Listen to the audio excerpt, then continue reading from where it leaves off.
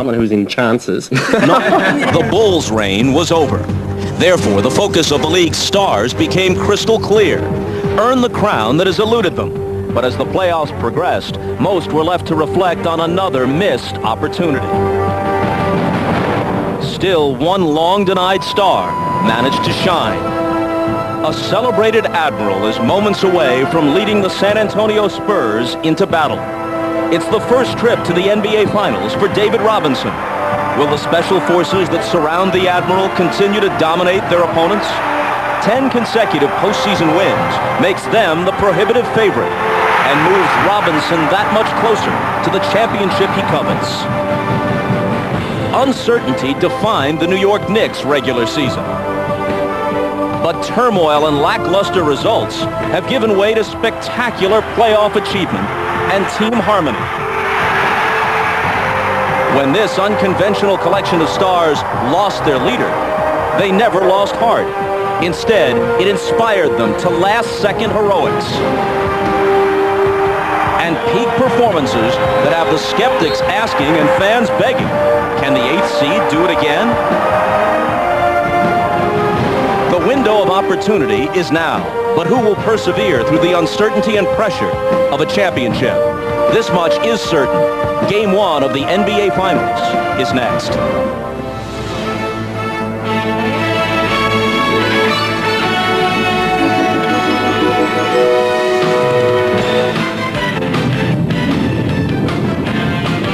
This is the NBA. Control. Go ahead. Guidance. Guidance, go.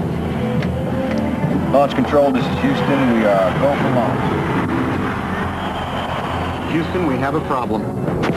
A reversal of fortune occurs if Allen Houston's shot doesn't fall against Miami. The Knicks season ends, and this dream dies. If that shot misses, Jeff Van Gundy is probably fired. We never see Marcus Camby shine, but his trade is second-guessed. Latrell Sprewell doesn't ignite a team, and everyone is unfulfilled, especially Allen Houston, who takes at least part of the blame. Fortunately, Houston, there was no problem. And this shot made Allen Houston the Knicks' go-to guy. His hot hand continued as he scorched Atlanta, a career playoff-high 34 points in Game 1. In Game 6 of the Eastern Finals, he finished the Pacers with 32. With Patrick Ewing and Larry Johnson injured, he carried the Knicks to the Finals. Then 2 nights ago, he dropped 34 on the Spurs. One small step back for the Knicks, one giant leap towards stardom for Houston. He has shot the Heat, the Hawks, and the Pacers out of the playoffs. And Monday night, he shot his team back into the NBA Finals. Game 4, next.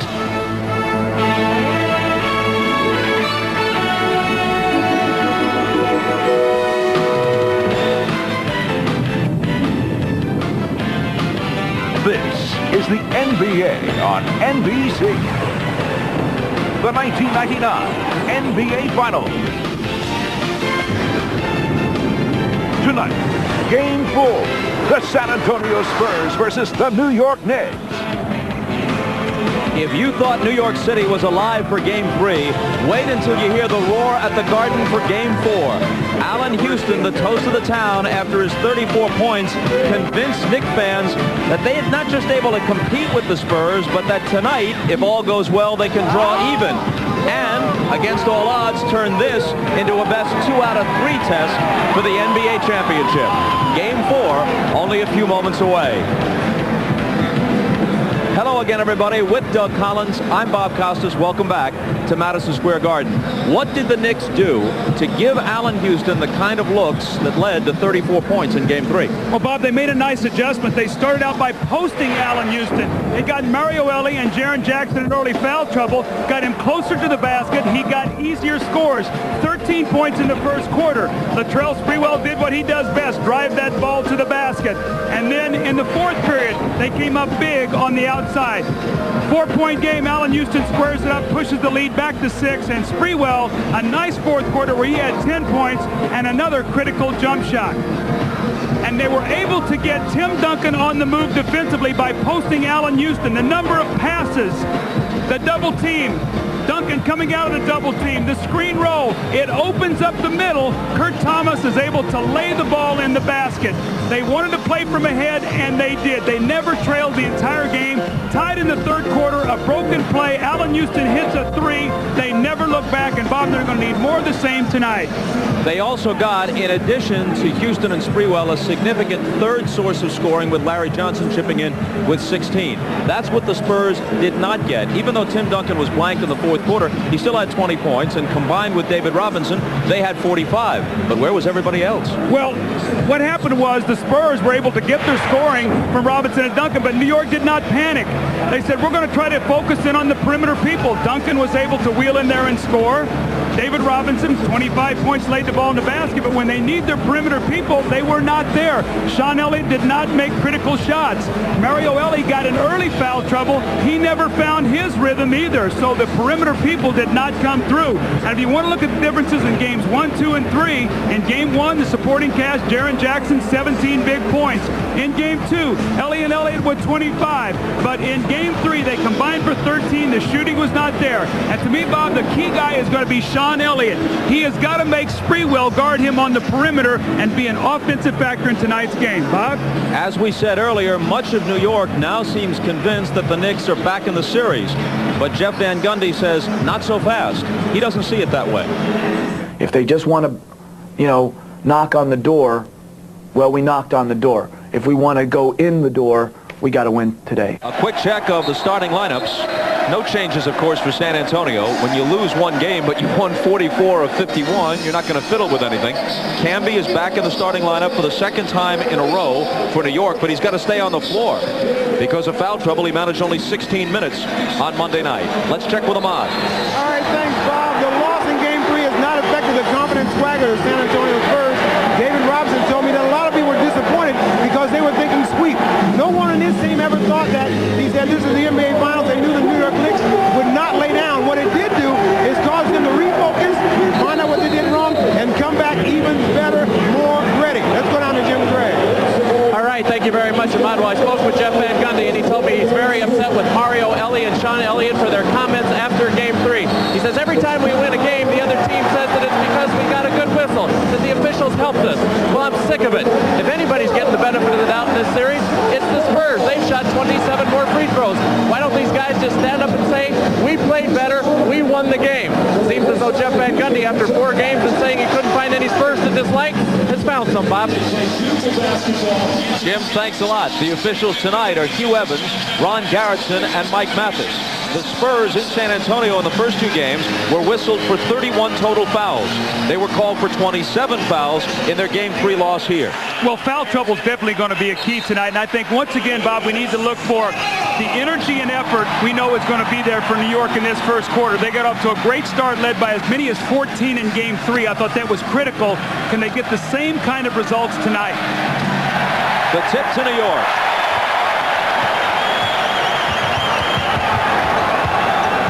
Charlie Ward guarded by Avery Johnson. Here's Larry Johnson finding Camby, but cutting in front to break it up is Avery Johnson. So the Knicks, who turned it over only 10 times to San Antonio's 20 giveaways in Game 3, give it up right away in Game 4, and Avery Johnson, who had the steal, then converts the basket at the other end. Well, it looks like Popovich wants to get his perimeter players off early. Avery Johnson with that early score. Spurs never led in Game 3, up 2-0 here.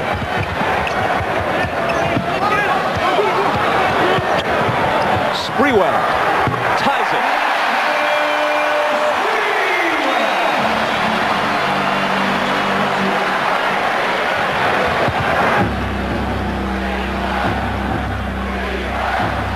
Avery Johnson gets into the paint and goes to the right hand for the miss.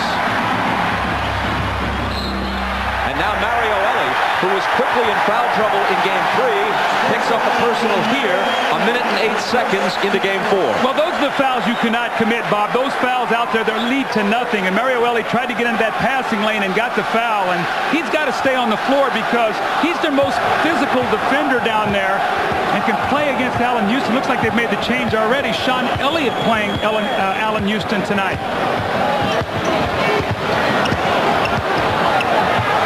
Houston's first shot. Spins out. Duncan with the rebound. A double on Elliott, and Ward comes over and knocks it out of bounds.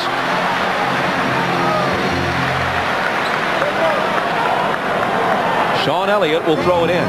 He's averaging only 8 points a game so far in this series. Through his career, he's been a much bigger scorer than that. Ellie drives baseline. See, early, who's taking the shots?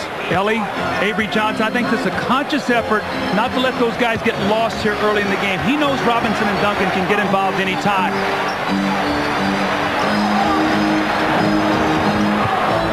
Houston backing away from Elliott. Giving it up to Sprewell. Out high, Johnson for three. Ward flying in to try to save it, and does. Good play by Charlie Ward. Now here's Houston. It's blocked away and cleanly. The ball made contact with the rim, and they got a fresh 24. Sprewell's shot is a high arcer, and he gets the bounce. His two shots have been very, very difficult ones. High arcing shot that time over David Robinson, but I'll say one thing you have to watch for, Bob. Right now, New York much more aggressive on the boards. Avery Johnson trying to hand it to David Robinson. There's a New York foul. It's number 1 on Charlie Ward. Looks like San Antonio is trying to run more screen roll here to get started rather than just direct post up. That's to get you more movement rather than get you standing.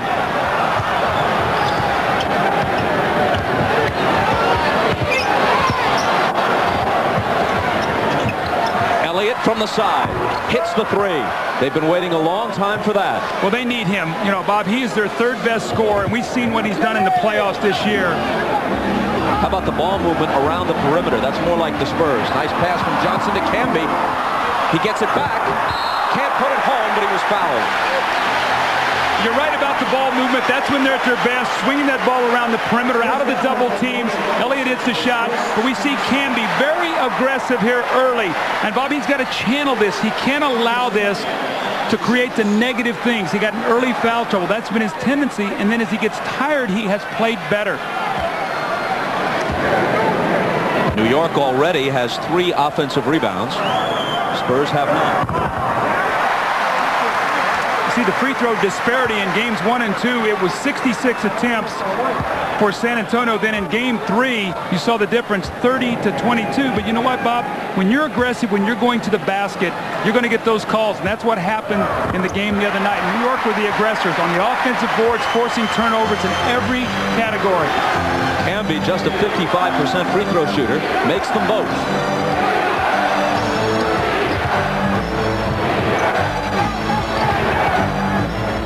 Duncan from Ellie.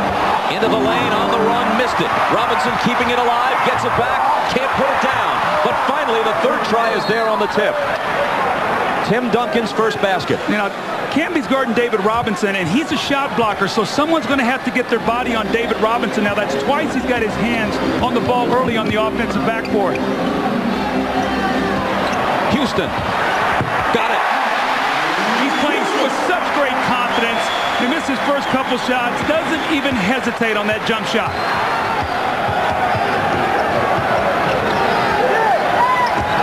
Duncan turns and banks it in.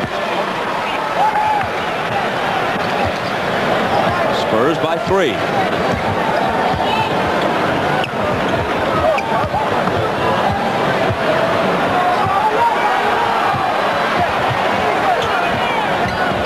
Sprewell guarded by Ellie. Takes him into the lane, and Mike Mathis blows his whistle. An offensive foul gives it back to San Antonio. See, Camby leaves his feet, so nobody blocks out David Robinson. So he gets a piece of it once, keeps it alive again. This time it's Tim Duncan lays it in. So that shot blocker goes, Bob. One of those weak side guys got to get back there and bump David Robinson, get into his legs so he can't jump. Foul on Sprewell was his first. Elliott again. Can't hit a second successive three. Robinson puts it home on the putback. And this is more offensive rebounding than we've seen of late from San Antonio. Knicks ask for time. They trail by 5 with 7:20 to play in the first quarter of Game 4 at Madison Square Garden.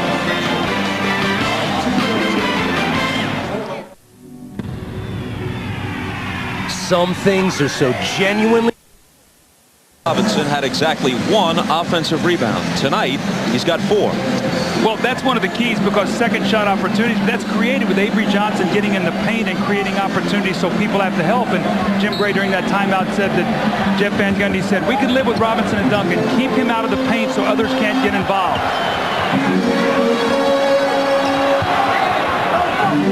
Sprewell looking for Houston.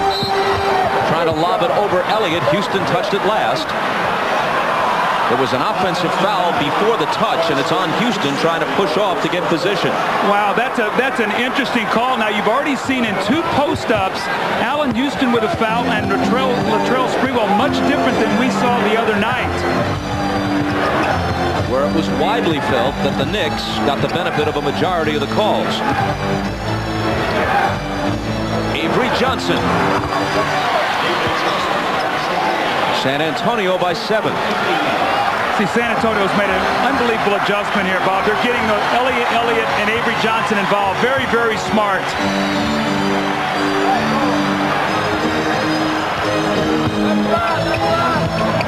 Houston drives baseline into a crowd and hits against 3 defenders. The one thing that Allen Houston wants to do is keep driving that ball to the basket. And from New York, they want to play from ahead. Tonight, they are down 5. A little different story when they dominated the first quarter of Game 3. Avery Johnson got into the lane and paid for it. Larry Johnson fouled him. Allen Houston's going to get caught with pushing on his off arm right here with the left arm. Boy, that's a touch foul right there. Normally, what they'll do is just let the ball go out of bounds. Allen Houston, next time down, they want to push him to the outside to a shot blocker. Nice off the little finger roll there by Allen Houston as he drove that ball to the basket. But, Bob, San Antonio's whole defensive philosophy is keep you out of the middle, push you to the baseline, run you to a shot blocker who hopefully will alter your shot. That was a great play by Allen. Avery Johnson, a 4-game 3 with 6 turnovers. Off to a good start here. Makes both free throws. San Antonio with a 7-point lead.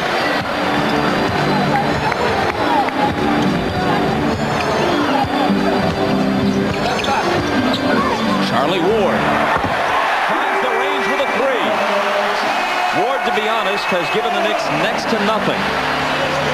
And he's actually played better than Childs, so that tells you what's happened. But the one thing they've done, Bob, is they've done a great job pressuring the guard.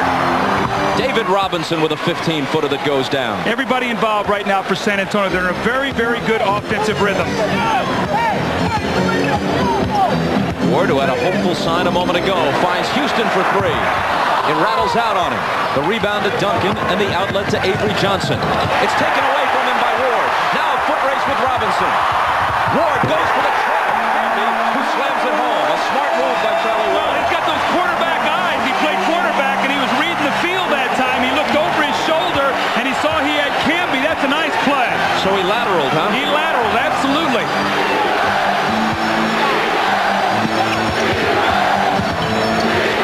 Johnson trying to bounce it to Duncan. Turn around in the lane. Short. Canby grabs the rebound.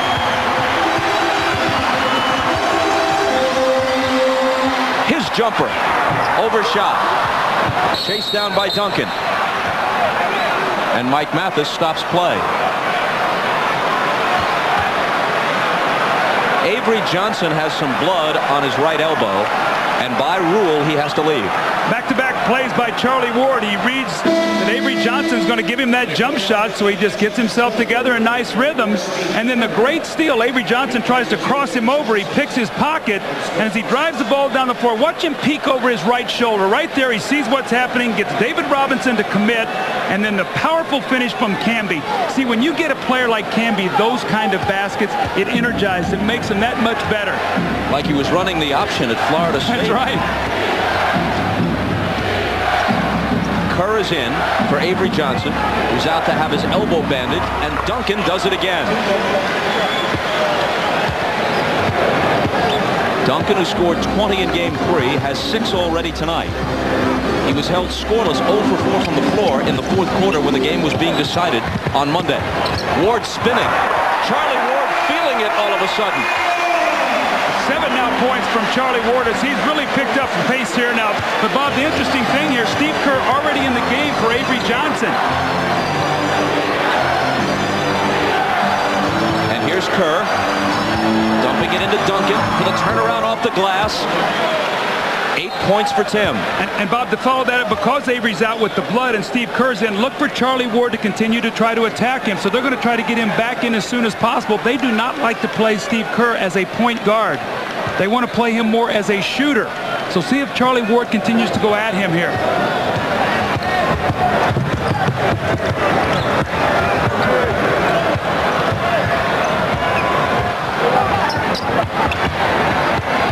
Larry Johnson backing away with the dribble. And another whistle. Illegal defense against San Antonio. First one's a warning, as you know. Second one a technical. Kurt Thomas makes his first appearance. Camby goes out. Now they have a very small lineup out there. I'm sure that Camby has no fouls, probably a little winded right now. Probably a good substitution by Jeff Van Gundy. Does not want him to pick up a little touch foul as he gets a little tired. Larry Johnson. His first basket. Bob, you get a sense these teams, now this is the 4th time they've played this year. They had not seen each other all season long. They're starting to get into a rhythm now, knowing how to play against each other. Duncan with the bump and the shot that's no good. Here comes Houston. Sprewell. And Duncan is alone on the glass.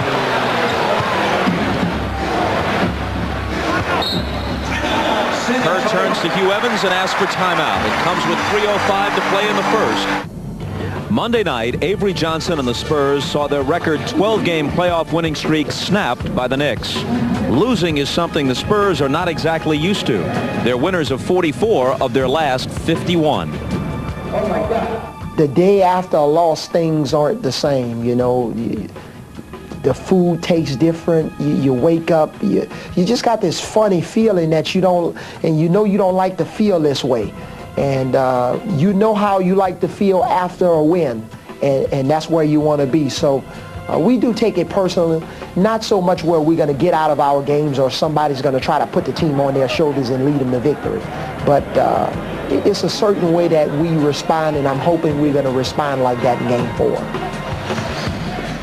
Look at those figures. As you see, they respond to a loss with a vengeance. And the last time they lost 2 in a row was back on February 28th, the loss that dropped them to 6-8. And at that point, they turned everything around. And make no mistake about it, Bob, when Avery Johnson speaks, this team listens to what he has to say. He's one of their real leaders. How could you not listen? He and Ellie both. They never stop talking.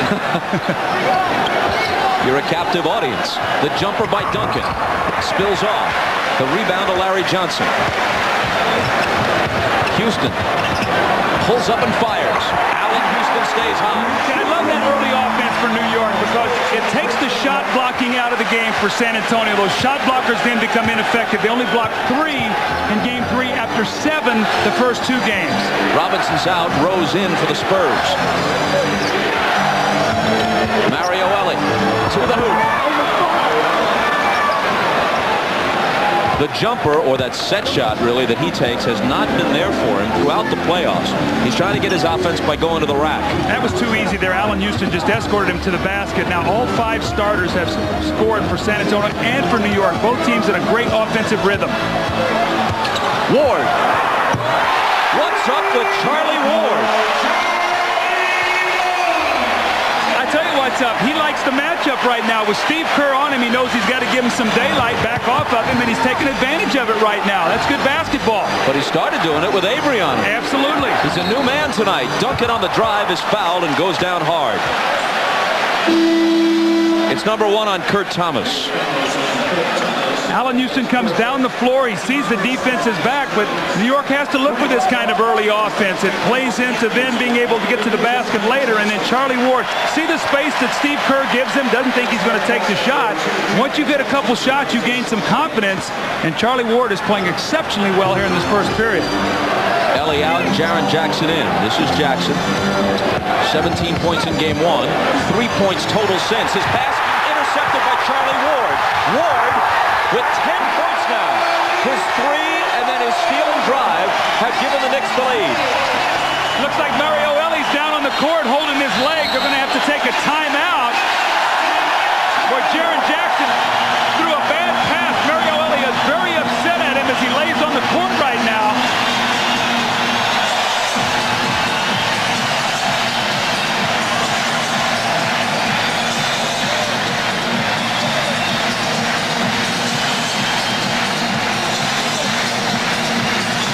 Let's see if we can find out what happened. A tough pass by Jackson, and you see he gets his leg straight, and he comes down on the floor. The right leg is straight, the left leg is bent.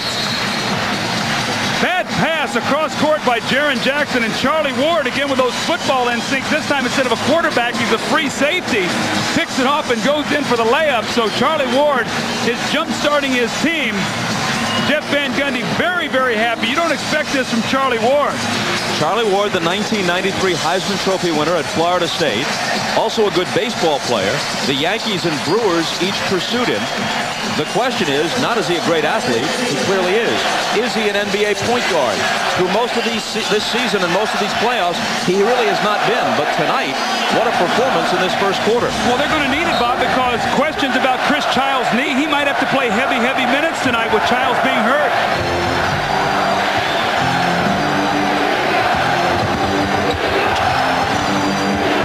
Here's Steve Kerr. Pulls up in the lane and hits the 10-footer. That's at least 8 or 9 screen rolls that they've run to totally spread the offense out, and they're getting in the lane, Bob, something we did not see in the first couple games with their perimeter people. Spurs back in front by 1. Sprewell's pass for Camby, touch over to Thomas. The basket does not count. A jump ball is called. Malik Rose got over there with a good defensive play. Let's check in with Ahmad. All right, Bob, when Mario Ellie, just on that stolen pass right there, when he came down on the ground, he banged the top of his knee on the ground. It's listed now as just a bruise. They have ice on it, and they do expect him to come back and play. Bob? Thanks, Ahmad. The tip to San Antonio. Avery Johnson, his right elbow now bandaged. To Rose, driving through the lane, offensive foul. Kurt Thomas set up and took the charge. See, that's just as good as a shot block. When you can step up there and take that charge, that's a possession for your team. Now, Bob, we got a little over 40 seconds. New York's got a chance to get a 2-for-1 high-scoring game. I don't know if New York wants that or not, though. I think San Antonio has much more firepower. I know the fans want it. That's true. Folks watching around America prefer this to 72-70. Houston with a hand in his face from Elliott, but a whistle from Hugh Evans. Foul number 1 on Elliott. See, when you post Allen Houston, Bob, what it does is he's closer to the basket. He doesn't have to expend as much energy to get there, and the weak side defense can't come over as soon, so it gives him quicker options, and he's such a good shooter that if he catches it at 15 or 20 feet, he'll just raise up and shoot the ball. So I think this is great strategy to do this, to post him up. Here we go.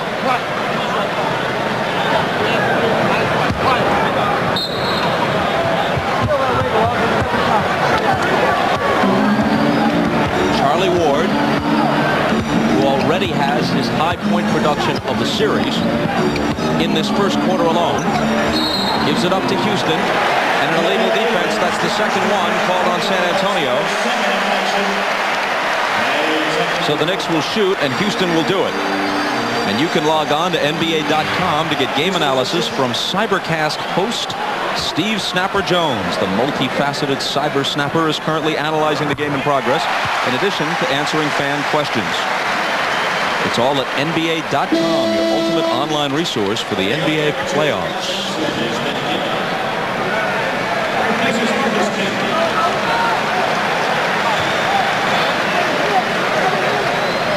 After hitting the tee, Allen Houston is still perfect from the line in these finals, 19 for 19.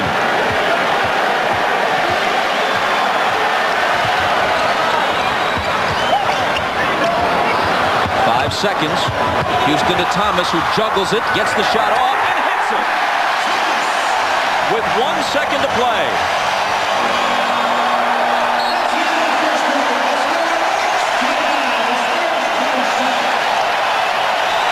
The Knicks trailed by 7 at one point in the first quarter. They ended in front by 2.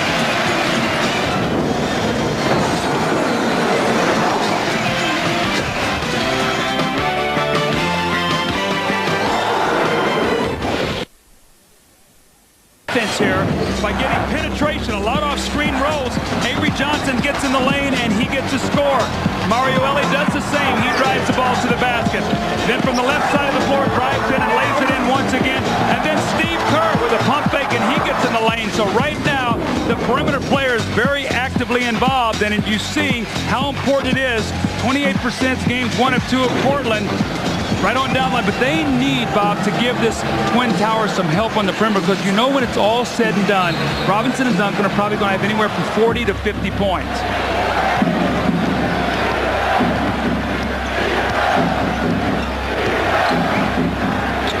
Avery Johnson around Duncan's screen. Ward right with him. Duncan gets it, fires from 20, and it's short.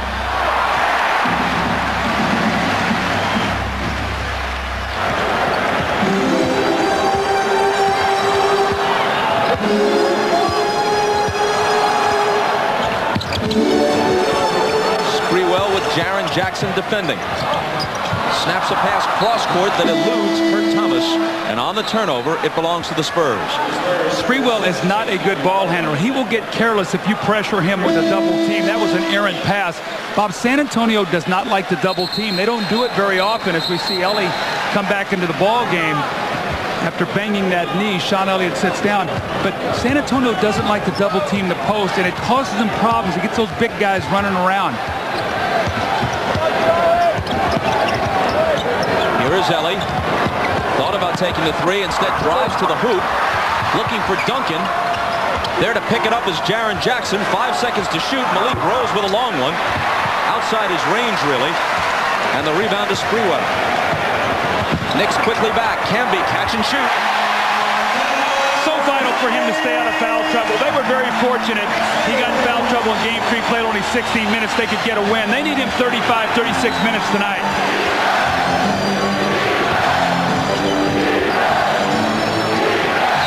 Jaren Jackson lost it.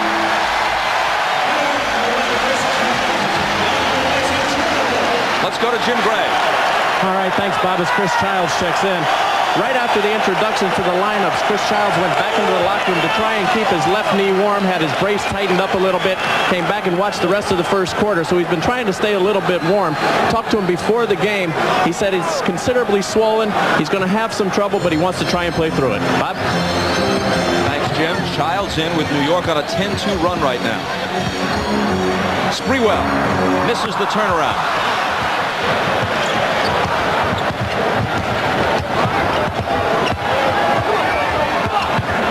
Duncan against Thomas. Around the perimeter, Mario Ellie. Ellie on the drive, broken up by Camby. New York racing back. Sprewell to Camby. Can't finish it. Ellie with Sprewell on him. Slicing through and then dishing to Duncan. And an illegal defense this time against the Knicks. David Robinson returns.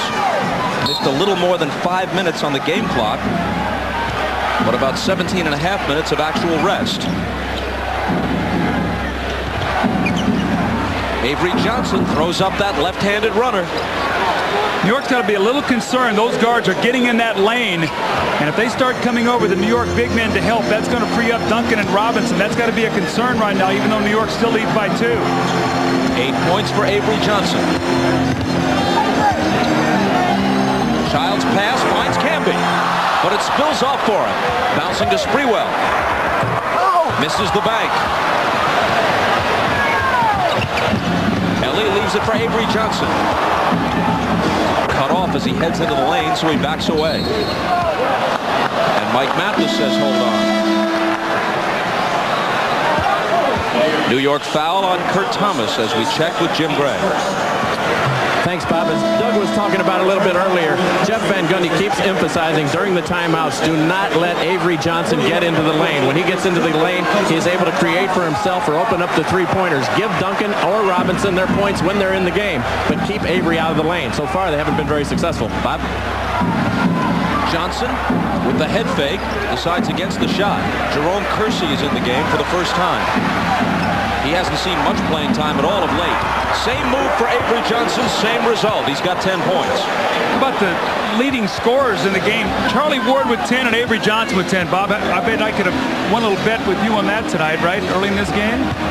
Somehow you didn't offer it before the opening tip. Because I knew that would have been a losing proposition with you. Larry Johnson finds Camby cutting through the lane. And another whistle. It's on David Robinson, his second.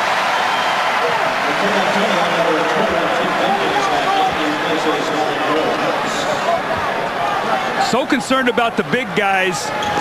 Kurt Thomas does not want to help because he's afraid that David Robinson will go to the basket. Camby tries to block the shot. Back-to-back baskets by getting in the lane for Avery Johnson. New York turnover as Ellie comes up with the interception.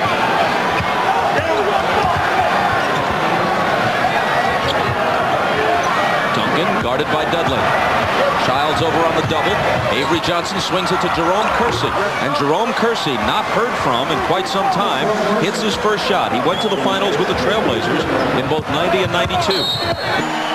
We get a look at Allen Houston sitting on the bench beside Charlie Ward. Since they have sat down, they've been outscored 6-0. Now, Jeff Van Gundy's got to be very careful. He's got Childs out there who's really a non-scorer, and Dudley. He has to watch this lineup closely, Bob. Allen Houston's played all but 12 minutes of this series. They got to get him back in the game.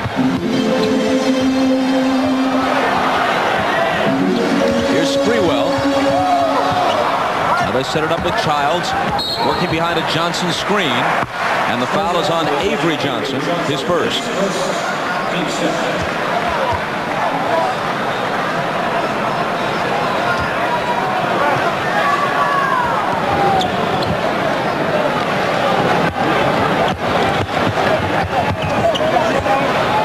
Ellie up on Sprewell, who puts it behind the back, throws up the floater. Could have been a three-point play. As it is, he'll come to the line and shoot two. That's the championships. Wimbledon and DC coverage begins Saturday at 1 Eastern. We assume that John McEnroe will make his way back across the pond in time for the weekend coverage on NBC. Of course, with McEnroe, any assumption is risky. Well, we see Sean Elliott come into the game. The reason he's coming back into the game is because on this free throw, Jeff Van Gundy has brought Allen Houston back into the game. We know it's a game of matchups, so Sean Elliott will be matched up once again with Allen Houston. Sprewell hit them both, tied the game at 33.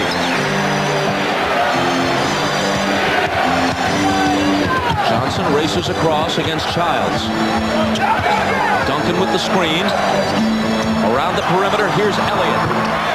Sean Elliott finding the range which had eluded him earlier in this series. I think it's really smart what San Antonio is doing right now. Duncan is 3 of 8 for the game. The rest of the team is 13 for 20.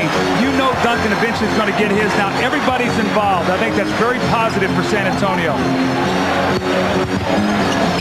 Houston comes back and immediately makes his presence felt.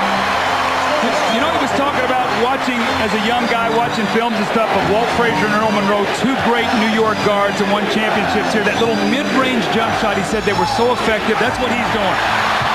Robinson almost lost it. Duncan covers up. Elliott's alone for 3 and gets an incredible bounce to Cannon.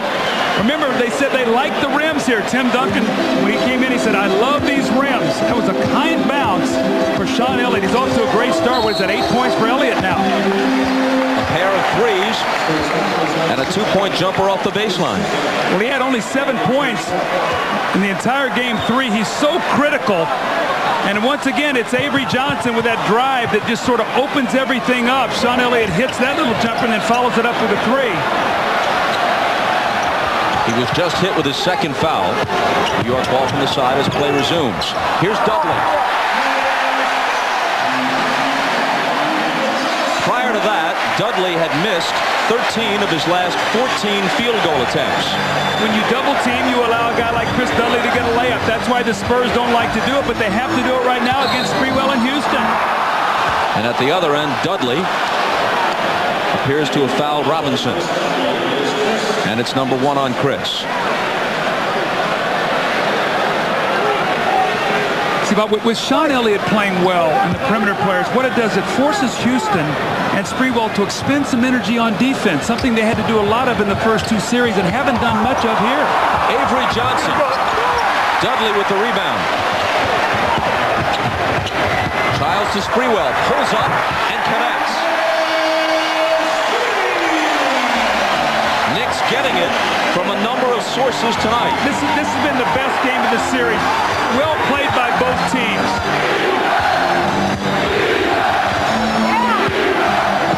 Robinson, jumper over Dudley, bounces home.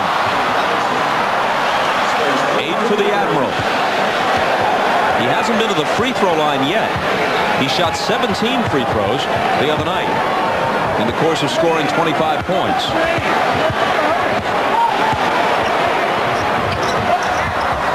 Houston, Johnson for 3. Avery Johnson takes the rebound.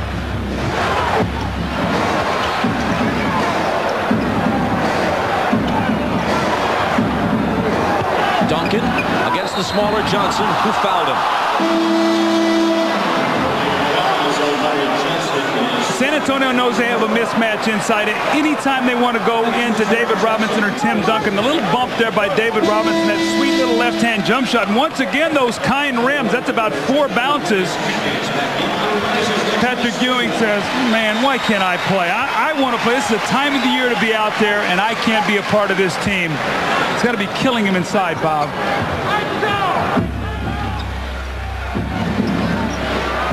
San Antonio by 1.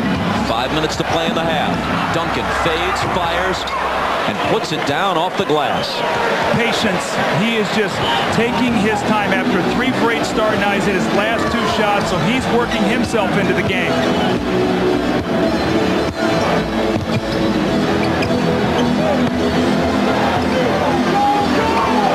Jackson trying to contend with Houston. To the side for Johnson. And his 3 is no good. In these finals, Larry Johnson is now 2 of 15 from 3-point range. Elliott again. Loose ball fought for, and Hugh Evans says no, a San Antonio foul. Well, Jaren Jackson pulled Allen Houston down by the shoulder. Tim Duncan almost made a spectacular tip-in on that play. Instead, Jackson winds up with his first foul. Chris Childs running the point now for New York. Jeff Van Gundy told us yesterday that if this were the regular season, that banged up knee would have him out for about a week to 10 days. But he's gritting it out in the finals. Well, I'm not so sure I'd leave Charlie Ward sitting over there too long. We know Chris Childs is a little banged up, but Charlie Ward is playing very, very well tonight, and I know Jeff likes to split those minutes. But sometimes that guy who's hot, you got to get him back out there and go against your rotation sometimes. That was Houston's first missed free throw of this series. He's now 19 of 20. And he hits the second.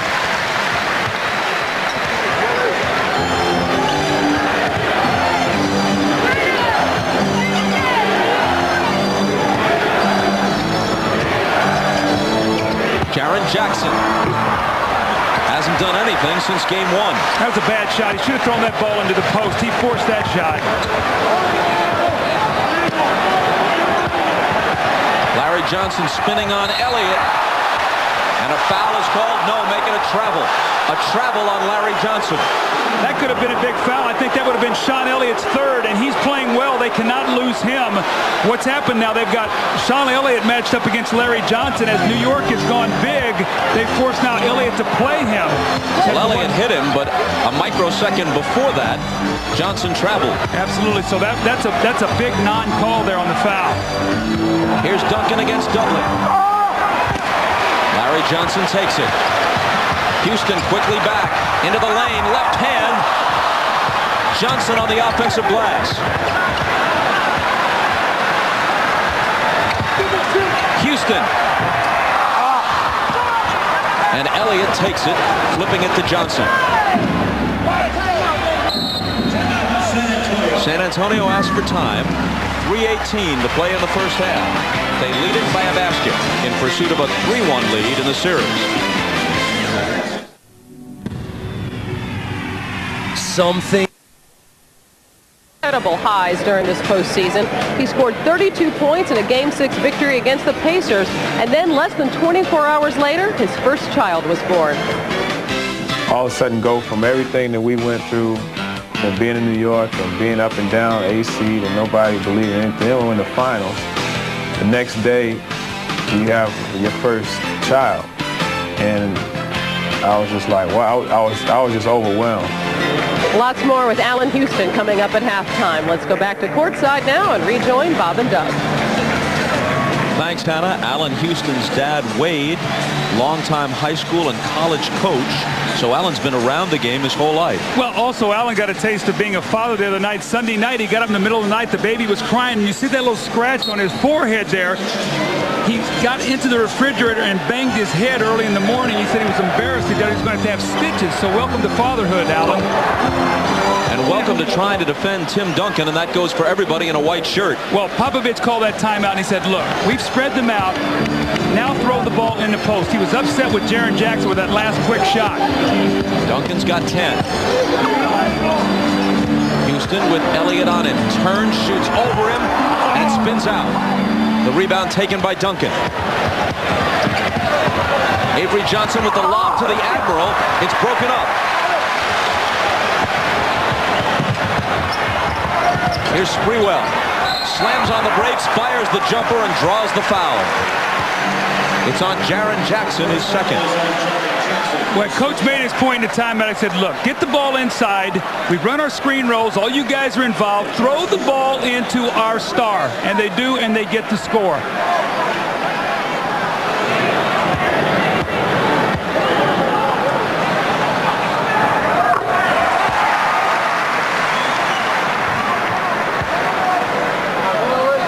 If he hits the second, Sprewell can make it a 2-point game. See, the one thing you don't want to do with Sprewell, Bob, you want to make him take a lot of shots, but don't put him on that foul line. That's how he throws up a big night against you. Jaren Jackson fouled him on that jump shot. You don't want him to do that if you're a coach. Contest, don't foul.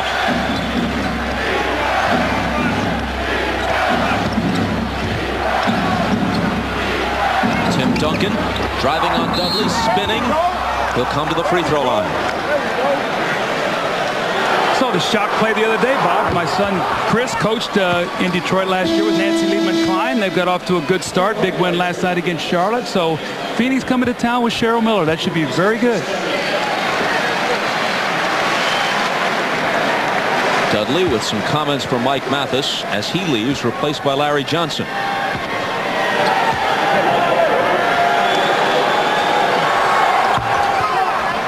And Duncan converts both free throws.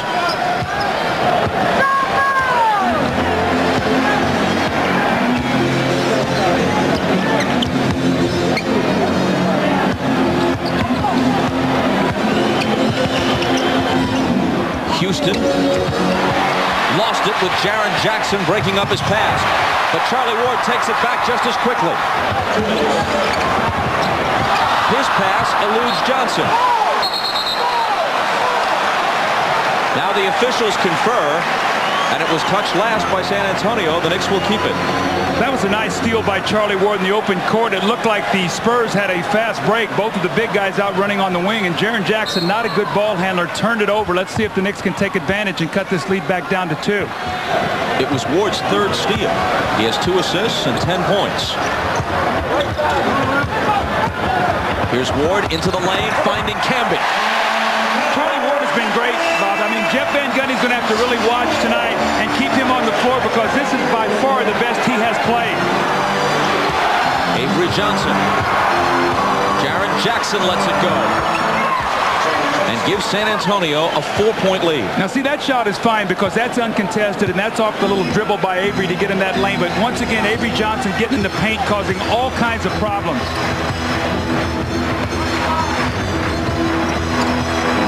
Ward to Johnson. Larry Johnson against 2 defenders. Doesn't get the roll, but the tip is there.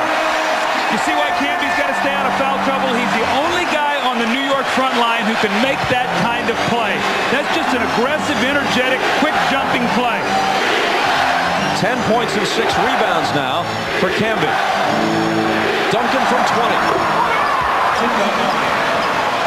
You almost invite him to take that shot because you don't want to deal with him in the post, but you forget that he's such a good outside shooter as well. Well, that's what makes those big guys so unique. Both of those guys can step out on the floor and do that, Bob. We've seen David Robinson do it. They both like to post. Last 45 seconds of the first half.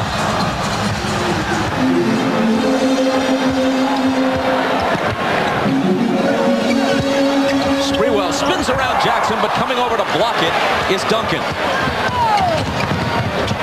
Jackson catch and shoot. Jaren Jackson off with it. Camby takes it. Ahead to Houston. Sprewell, not a good three-point shooter, had an open look at it and wisely decided not to hoist it up.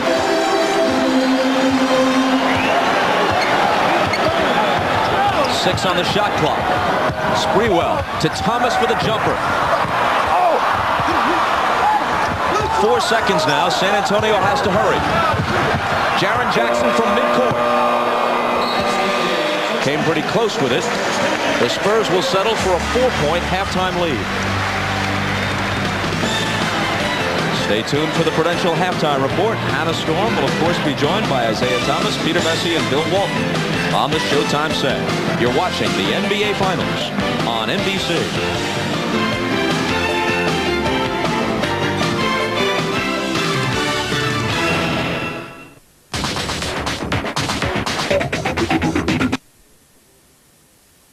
Tim Duncan leads all scorers with 14 points, while 4 different Knicks had 10 points apiece, including, of all people, Charlie Ward, who has played a great first half, 3 assists, 3 steals, and no turnovers. Hi, everybody. Hannah Storm, along with Isaiah Thomas, Peter Vesey, and Bill Walton. You can bet we'll be talking Charlie Ward in a few minutes.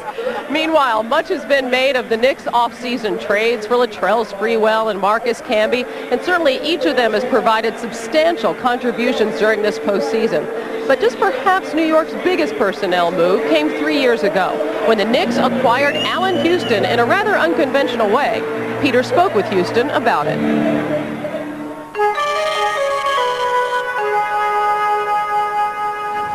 I didn't even really expect New York to be in the picture until almost the last minute, and that was a surprise in itself. Just the fact that they spend time with me outside of the negotiating table, kind of says something to me. Now you come into the facility, what do you see? Do you remember? The picture. I saw a picture of me playing in a Knicks uniform, and they kind of superimposed the picture. I had been playing with Detroit, but they put the Knicks uniform on me, and that's something I still have out in my basement today. And the New York Knicks is definitely flexing. Mr. Houston, you are the missing piece of the puzzle that is the Knicks championship. He said something about a case, that he solved or something, and I'm the answer. You sign that lucrative contract, you automatically go into the Hall of Fame Lifestyles of the Rich and Famous. And we will make your champagne wishes and caviar dreams come true.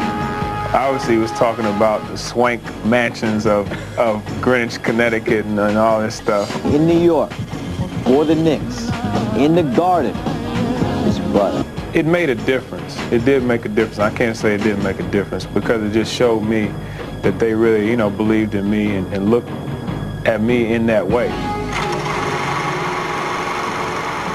Knicks management came to you before they made the Sprewell trade and asked you if you approved of it. At the time, it kind of caught me off guard. And immediately what I thought was, okay, how is this going to work? We're very similar players. And you wouldn't be human if you didn't think about it a little bit. But ultimately, I saw what is happening now. No disrespect to Patrick Ewing, but when he comes back, is this your team? Basically, that happened even before he got hurt. I think we realized as a team, we played with a certain flow. And I don't think it's going to have to be a drastic announcement, team meeting or anything like that. I think it's already happened. Houston ducks under. Got it! With 8/10 left. He's putting this team right on his back. All the big shots have been Allen Houston. I've proven that I can have big nights. And everybody knows that. But what I have to do is prove that I can do that on a consistent basis. When you miss it, you do. When you make it, you're hot. And that's the attitude you basically have to have. And that's the thing sometimes that I fight. Have you arrived as the man, as the franchise player? You know what? I've always had that belief in my heart and in my mind. And if that happens, I'm going to welcome it. Can you take it upon yourself and then accept either the success or the failure that goes with it? I think now I can. I think earlier I probably did need someone to just throw me in that role. I'm just glad it didn't happen overnight for me, that I've had to learn and take some bumps and bruises. Why? Why is that? Well, I think, everything that sometimes you take some pitfalls and you go through some adversity, and it makes you stronger and it helps you grow and learn. And I think that's what's happened with me. Allen Houston, unstoppable. The Knicks are going to the NBA Finals as they continue their remarkable run. I remember Saturday when we got back from San Antonio. That's the first time I really had time to sit back and reflect and think about it, just receive all this, the blessings, and everything. And I almost just came to tears just thinking about it. All of a sudden go from everything that we went through and being in New York and being up and down A-seed and nobody believing anything. Then we're in the finals. The next day, you have your first child. And I was just like, wow, I was just overwhelmed. At halftime of Game 4, the Spurs lead the Knicks 50-46. The two teams combined for the highest scoring half of the finals thus far. And the biggest surprise in this first half, Charlie Ward exploding for 10 points in the first quarter. He doubled his final scoring average, Isaiah. Yeah, Charlie Ward came out energized. And where he was energized at is not necessarily on the offensive end, but on the defensive end. He was able to get a steal here off of Avery Johnson. And then as it gets a quick look, dishes it back to Camby for the dunk. Charlie Ward has consistently shot the ball well from the three-point line. And what he's doing right now is he's energizing the Knicks with his defensive play, his hustle, and he's keeping the Knicks involved. What the Knicks have to be careful of right now is that they got to continue to score. They're scoring off opportunity baskets, they're scoring off transition, but they got to make sure that they score in their half-court offensive sets, and they got to shut San Antonio down. San Antonio has 50 points right now. They can't let San Antonio get 90. Hey, the last time that Ward accounted for as many as 10 points in one quarter, he was wearing shoulder pads. I thought you said he couldn't play football or basketball. How about my man, Charlie Ward? We love Ward. But please, here's a guy, $30 million, and all he gets is a couple of baskets in a half of a half. Please. What really happened in this first half, though, was San Antonio with a great start, Duncan and Robinson. But then they took David Robinson and Avery Johnson out. Inexplicable. Far too many substitutions. Marcus Camby was really big for New York. The key, making and getting big shots down the stretch. How about my man Charlie, though? We're going. Ahmad Rashad back at Madison Square Garden where the Spurs lead by 4. Coach Popovich, was it a concerted effort on your part to get everybody involved in the first half? Well, we hope to. We wanted to make some substitutions and see if we could get everybody involved in what we're doing out there rather than wait so long to substitute like we did last game. How about this high-paced game? Does that suit you? I don't know, Ahmad. We'll see. The turnovers on the break have been scary. We've had some good break opportunities and turned it over, so perhaps we got to use a little bit more judgment there. But we run pretty well because the big guys like getting down the floor. All right, Coach. Good luck to you in the second half. Very much. All right, let's go over to Jim Gray. With Jeff Van Gundy outside the Knicks locker room, Avery Johnson, 5 assists, 10 points. How are you going to keep him out of the paint here in the second half? We have to do a better job in our pick-and-roll defense. And first 3 games, we did a good job. Tonight, he's in the paint too much. High-scoring game. Does it favor San Antonio? I don't know if it favors anybody. Both teams have to defend a little bit better, and we have to rebound the ball much better. Jeff, thank you. Good luck in the second half. Back out to you, Bob. Jim, thanks a lot. Time is short, so let's quickly get the thoughts of Doug Collins. Well, Bob, I think when you talk about San Antonio, Duncan and Robinson still end up with 22 points. The rest of team 28, and Avery Johnson and Elliott got 18, 17 in entire game 3. So field goal percentage excellent. Well played by both teams. Turnovers were down for San Antonio. Positive sign. Fast break. When New York is at their best, they're running. 17 assists in game 3. Tonight only 5. Bad sign. They have more turnovers and assists. That led to a couple losses in games 1 and 2. They're going to have to take care of the ball. San Antonio by 4 in game 4. The start of the second half coming up.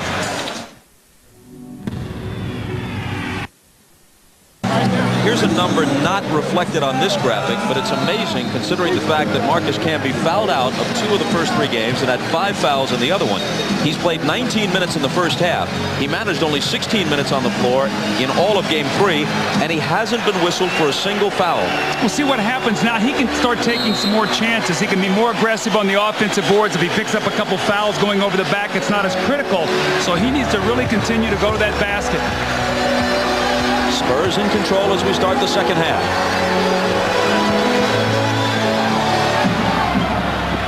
Tim Duncan.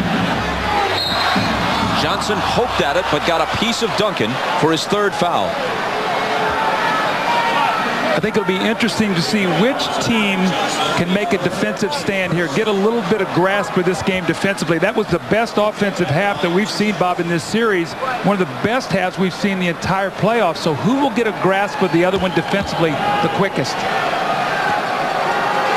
Larry Johnson whistled for that foul, as many of you may know, certainly everyone in the New York area does. He was fined $25,000 for a profane outburst at an NBA representative during a media session on one of the off days. That's not unprecedented for him. You know, it's interesting. His persona publicly is that way, Bob. But, you know, when you talk to anybody who played on the team with him, who was coaching, they said he's one of the best teammates you could ever have on your team. And he's certainly gutting it out on a bad knee in this series. No one expected him to be back for the first 2 games in San Antonio. They thought maybe by the time we got here to New York. The ball was kicked, fresh 24. So you got to give him lots of credit for that. And he's been an all-star player during his career. There are times, however, when he seems to think civility is not called for. Here's Charlie Ward.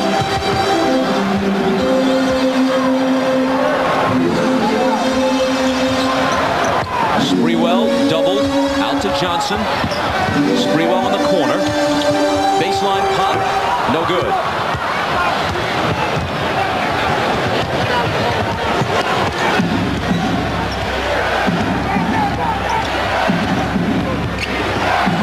Elliott up top to Ellie. Avery Johnson gets into the paint and throws up that running hook that's no good. That was a bad shot that time by Avery. Charlie Ward to the left hand, but doesn't get the roll. But he's playing with so much more confidence than we've seen from him at any time in the last several weeks, let alone this series. And, Bob, they're going to continue to need that from him. You see tonight what he did, 10 points, 4 of 4. He's perfect in the field, his assists, his steals. But the more aggressive he is, the more than opportunities to get Sprewell in Houston, because they have to now guard him on the floor. The layup that wouldn't drop was his first miss of the game. Houston gets Elliott off his feet. Now feeds to the corner for Johnson. Shovels it to Camby. Now gets it back against 2 defenders. Robinson blocked it. Duncan saved it. San Antonio with numbers. Mario Ellie finishes it. Jeff Van Gundy and the Knicks have to be very, very careful right now. San Antonio with a couple good defensive possessions. Larry Johnson's going to drive that baseline, and you see what the shot blocking does. It forces Camby to pass it, and then the 2 Twin Towers, once again, actually both of them got a block shot. It leads to the fast break opportunity. Mario Ellie runs out on the floor, and he gets a layup and the foul. They lead by 8, chance to go up 9, and New York can ill afford to dig themselves a double-figure digit here early in this 3rd quarter. The foul was on Houston, his 2nd. To be truthful, it didn't appear that there was much contact there. but Ellie is going to get a chance for a three-point play. Well, you know, sometimes a referee, it looks like maybe a guy got hit in the head or something like that, and they call that foul. But you're right, Bob. There wasn't a whole lot of contact on that play. But see, San Antonio, the last couple possessions, are starting to make that little defensive stand that they are famous for, and New York has got to execute and continue to get good shots. Ellie's basket came off an Avery Johnson assist. Avery has 6 assists and just 1 turnover in this game. He turned it over 6 times in game 3. Well, that was the reasons the Spurs lost. Absolutely, Bob. One of the keys was they were able to pressure the point guard. And in this whole series, he had 17 assists and 11 turnovers, unlike Avery Johnson. So the ball pressure got him deep into the clock, forced him to not be able to get the ball to the Twin Towers. Ellie, an excellent free throw shooter, better than 85%, completes the three-point play.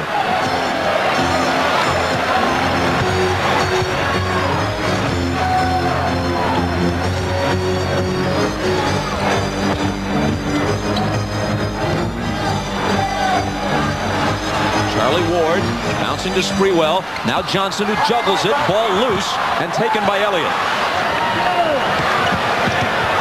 Avery Johnson, Mario Ellie snaps it back inside to Duncan, and it's a double-digit lead, an 11-point advantage for San Antonio. Duncan is making strong double teams on that post play. Larry Johnson's trying to cut to the basket, Bob, but if he catches it, he can't finish in there. Houston, Elliott fouled him. Elliott and Houston were teammates in 1994. Elliott's 1 year in Detroit, Houston's rookie year with the Pistons. See, Tim Duncan goes right to that strong side block and seals Camby. Camby's got to work to get in front of him. Once he gets that ball in there, although Camby can jump, he's not strong enough to prevent him from getting that easy shot. Sprewell has to arc it high, and it spins out on him. San Antonio led by only 4 at the half. After less than 3 minutes of the third quarter, they're in front by 11. Knicks scoreless in the period. Duncan backing in on Johnson. Fade away. Grabbed by Camby. Johnson might have gotten a small piece of the shot. Now he's back ahead of the field, but they catch up with him. Houston slices into the lane, gives it back to Johnson, and an offensive foul is called. It's number 3 on Houston after the collision in the lane. Bob, remember I talked about which team is going to get a grasp of the other one defensively? Right now it's San Antonio. They're challenging everything. Allen Houston comes over, drives the lane, and here comes David Robinson to take the charge. Duncan's right there for the shot block. So their defense right now is tremendous in the paint. Somebody's going to have to make a shot for New York here. This game is getting away from them. Duncan returns it to Avery Johnson. Touch pass back to him. Avery drives. May have traveled, and he did.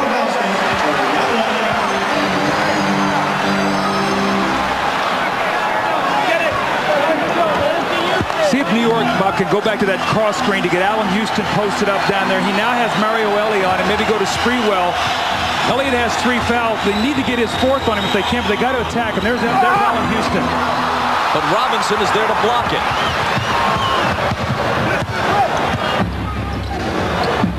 Duncan goes to the bank, and it's open for him. The Spurs are a step quicker defensively tonight. That shot that Allen Houston just got blocked, he finished in game 3. 20 points for Duncan, matching his game 3 total. Allen Houston is being fronted in the post. Watch the reaction of David Robinson. He gets down. This is why at one point in time he was the all-league defensive player and most valuable defender. Robinson reacting to the pass, helping his teammate. Allen Houston is thwarted at the basket, and it leads to this at the other end. Tim Duncan, we've seen him inside, and he knows he loves that little 45-degree angle bank shot. He kisses it off the glass. The Spurs lead by 13. You heard what Robinson said. We take a defeat personally. Apparently so.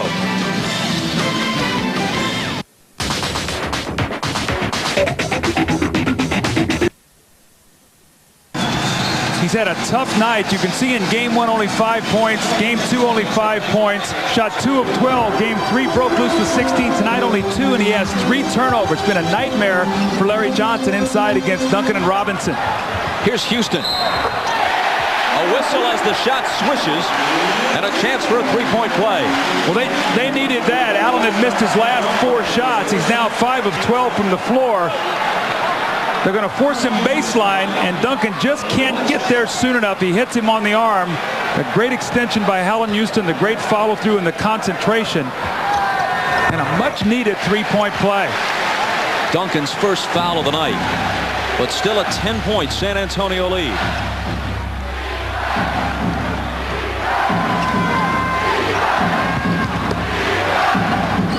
Robinson with Camby on him with the hook. It rolls around and won't drop.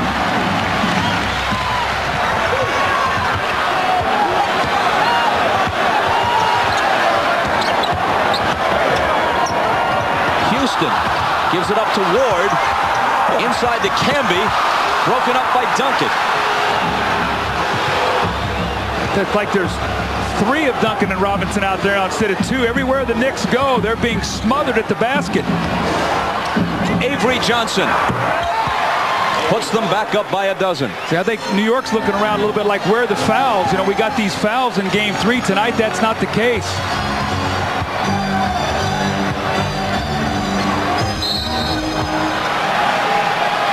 And this call will go against San Antonio. Avery Johnson second. We go to Jim Gray. Thanks, Bob. During that timeout, Jeff Van Gundy told his team they want to trap Avery Johnson, get the ball out of his hands, and they're going to double team Tim Duncan on the weak side. Bob? All right, Jim, it's Ward on the dribble. Thomas screening for him. Cross-court Sprewell behind Camby's screen. He puts the jumper down. Now, Bob, the reason they're going to do that with Avery Johnson is because that will keep him out of the middle. They're hoping that he can't get in the paint. Teams don't like to trap him. They normally like to go underneath. Robinson had it knocked away and out of bounds, and he touched it last.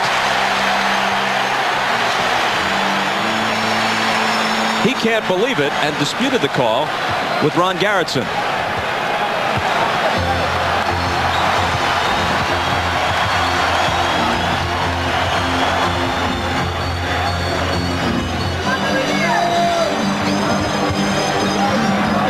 Houston, Camby soars over Duncan for the dunk. That's the way you take the ball to the basket. No flips, nothing easy. Duncan wanted to take the charge, and Marcus Camby just jumped right over the top of him. More importantly, listen what he has done to this crowd. Spurs asked for a 20-second timeout just to slow New York's building momentum a bit. Knicks on a 7-2 run. Well, Sprewell and Houston are the guys that have to get it done. They had 58 points in Game 3. 20 in the first half tonight. Sprewell with that little pull-up jump shot, and he buries it. And the next time down the floor, Allen Houston is going to come off that screen roll once again. Camby's going to roll to the basket. David Robinson shows up, and Camby with one dribble and the explosion and the strong finish. New York needs more of that. They've got to continue to challenge Robinson and Duncan, but nothing flipped at the basket. Jeff Van Gundy was asked again recently about the deal that brought Camby here from Toronto and sent Charles Oakley, a New York favorite, away. And what Van Gundy says now is, it's not that I didn't want Camby. I just couldn't bear to part with Oak. I think there's a lot to that. You grow fond and in love with players who've given so much to you, but right now, Camby is the superior player, no question. Houston got a hand on it, but it comes to Avery Johnson. Ellie, the set shot 3, and it's huge for San Antonio. That is those kiss of death shots that Ellie is so famous for. We've seen him when he was with the Rockets. We saw it earlier against the Rockets on NBC when he hit the big 3 to win the game. San Antonio in front by 11 again. Houston dumps it inside. Nice feed to Thomas, but Robinson comes over to block it. And you're right, they are everywhere. And he doesn't have the extension, Bob, to be able to block, to be able to finish like Camby does.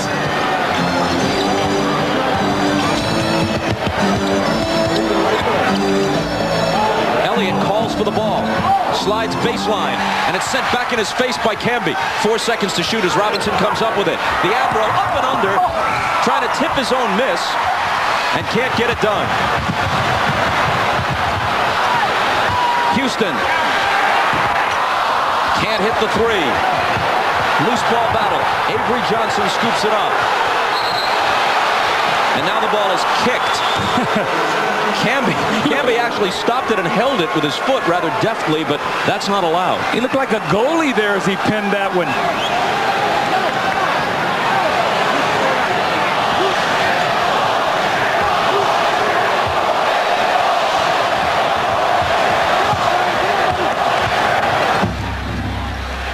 Here's Mario Ellie. Knocked away by Sprewell. You won't catch him.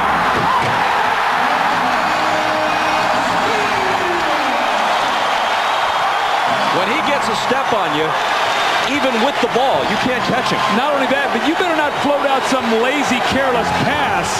And that's exactly what Ellie did. And now a whistle from Mike Mathis. Foul on Ward. Sprewell loves to get into the passing lane. There he is, and that lazy pass. Elliott doesn't meet it, and Ellie is upset. But as you said, Bob, once he gets there, you just better let him go.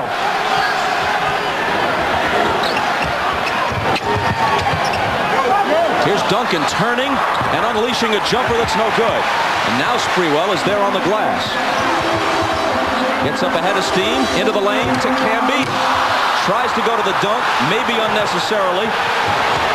Johnson, Ellie, left hand, plus the foul. Now Mario Ellie, who had a very poor game in front of 22 of his friends and family for whom he left tickets in the first game of the series that was played here at the Garden, now has scored 12 points. He has 4 assists, and he's 5 of 6 from the floor. Well, he's outrunning the floor on the fast break, but all of that is created by the great defense of Robinson and Duncan inside. Jeff Van Gundy, that possession, upset with Mike Mathis, thought there was a foul against Camby, but they have taken everything out of the paint, and then they go back and score the other way, Bob, and this could be one of those 5-point swings we always talk about. So instead of maybe getting it down to 7, it's now 12. After each big San Antonio hoop, Mario Ellie is finding time to jaw at Spike Lee in the first row of the seats. Sprewell catch and shoot. He has 16. Malik Rose is in. David Robinson gets a rest.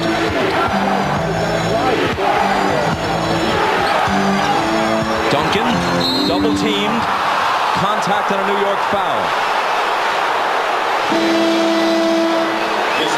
Kurt Thomas is 4th. Well, there was so much made of the fouls after Game 3. Bob, we heard it the last couple days here about the foul differential after San Antonio had taken 66 free throw attempts to 31 for New York in the first 2 games. It was 30-22 in Game 3. Tonight, once again, San Antonio is able to get to that free throw line and be able to defend without getting the fouls around the basket. That's been the big difference right now. Sean Elliott to the bench. Jaren Jackson in.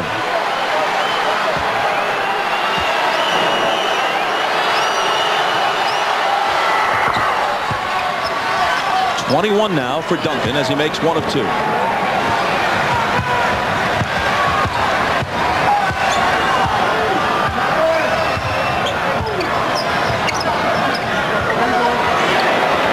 Sprewell trying to spin on Jackson. He's cut off. They work it inside, and Larry Johnson is able to finish it. Actually, Duncan got a piece of that ball as well. He almost got that from behind. He did touch it, but Johnson still was able to finish it. Coming over to steal it is Ward, and then he's fouled by Jackson. Ward just snuck in behind Duncan and picked his pocket. And see, Jaren Jackson's not a great ball handler. You got to read the defense, and you've got to look to see what's behind Tim Duncan. He did not see Charlie Ward laying in there behind. So as Duncan receives this pass, one little bounce, and there is Charlie Ward. He has been great tonight. That's his 4th steal.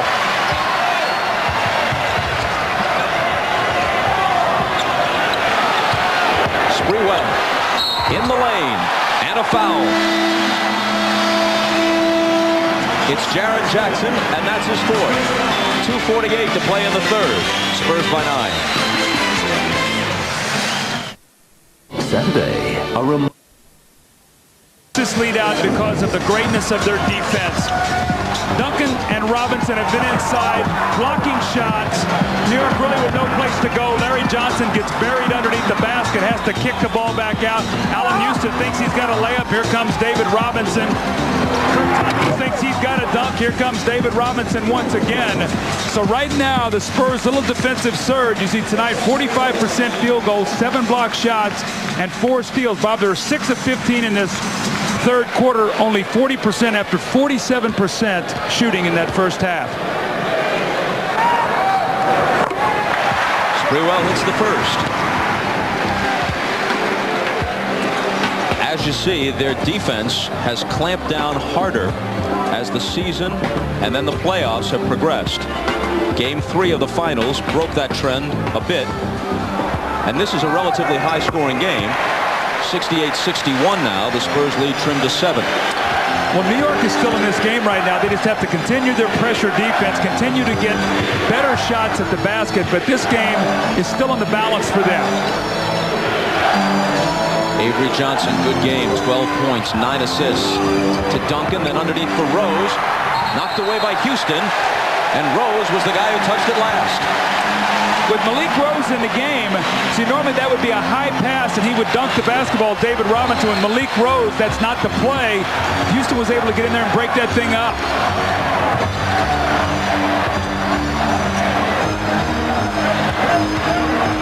Big possession for the Knicks. Sprewell out to Ward. 7 seconds to shoot. Ward with the floater. The rebound to Rose.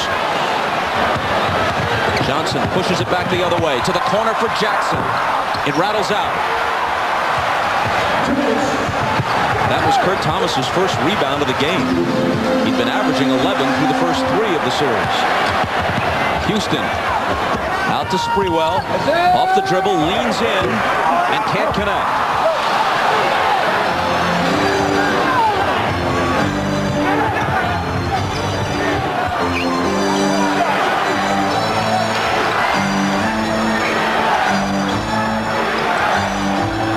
Duncan, Ward helping, leaving Johnson alone. See, he always goes to the sweet spot. When that ball is double teamed, the spots that he loves on the floor, those are the ones he practices, and Avery Johnson having a great night here tonight. 14 for AJ. Bad night for LJ of the Knicks. Here's Thomas, surrounded and fouled.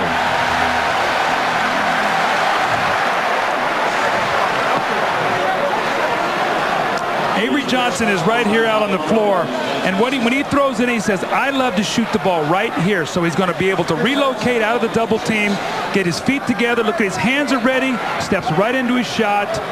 That's the one he practices all summer long. So when they double team him, say, I can't hit that shot, he'll have to prove him different. Foul number 2 on Malik Rose. In his senior year at Texas Christian, Kurt Thomas led the nation in both scoring and rebounding. Great potential coming out of college, but he's had a lot of foot and leg problems, which really have stymied him a little bit. He's made a nice little comeback here with New York, but they need him to step up and make those free throws when you're trying to get back in this game. We got a McGuire-Maris score, 70-61. I knew your baseball reference would come out sooner or later, Bob. Jackson almost spoiled it, but his shot wouldn't stay down. It's still 70-61. Avery Johnson will put it in play. 49 seconds and change on the clock.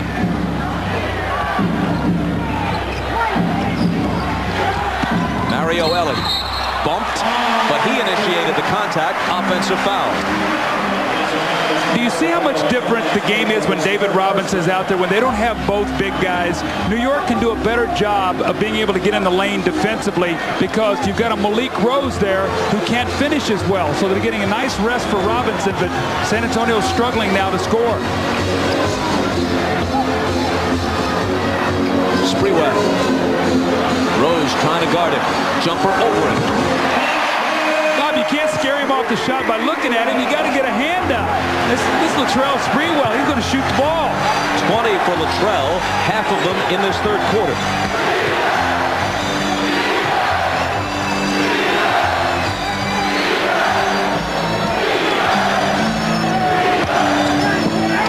Jaren Jackson fakes his way around Houston. Malik Rose is there with a big follow. 4.5 seconds for the Knicks to get off the quarter's last shot. Charlie Ward from half court. Malik Rose makes it a 9-point difference after 3. And we're back after these words from your local station. You're watching the NBA Finals on NBC.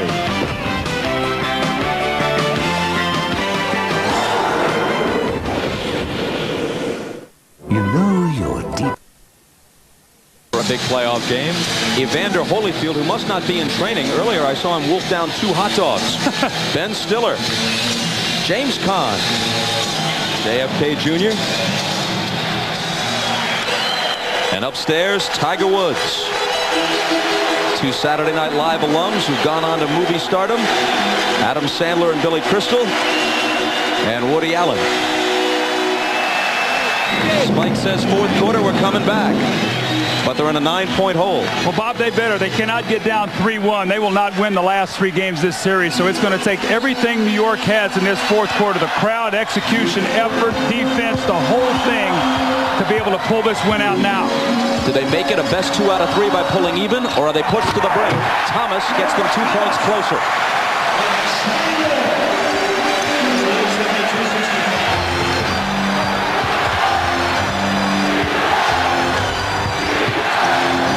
They swing it to the corner for Jaren Jackson. Now it's Sean Elliott.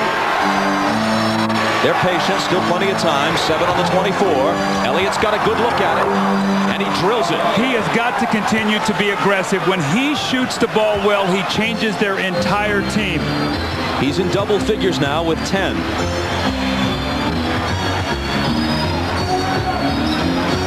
Allen Houston trying to bring the Knicks back. When you can shoot the basketball like that, you can post further on the floor because you can just catch and shoot it. That's what Allen Houston just did. Relatively quiet night for him so far, 15 points. And a travel on Duncan. Jeff Van Gundy has totally changed his defense on the screen roll. It's what he told Jim Gray at halftime. They're jumping out hard now on Avery Johnson, and you can see he's not getting in the lane.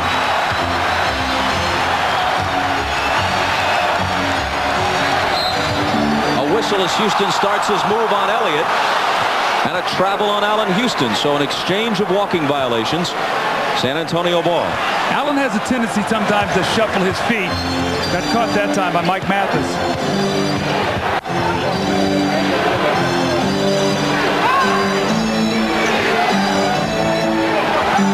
Tim Duncan threw it away. Avery Johnson couldn't corral it. Tim Duncan showed a little bit of this. Remember, Bob, in Game 3, he turned the ball over the first 2 times he touched it. Now, he's played all but 1 minute in this game tonight. David Robinson checks back into the game after a great rest, so he should be fresh. But Duncan with 2 really careless turnovers. They set it up the same way. Houston along the left sideline, now to Sprewell, explodes into the lane, but Duncan is there to get a piece of it. That's an 8th block shot. They've been averaging 7 in the series, only 3 then in Game 3, but tonight, once again, the shot blocking a major factor. Robinson is pushed and fouled.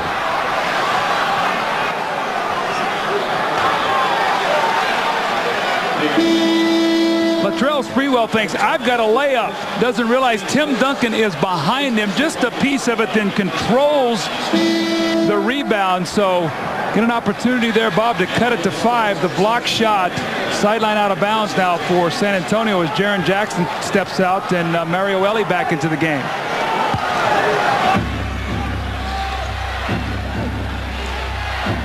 After Thomas's 5th foul, he sits down. Camby in for it.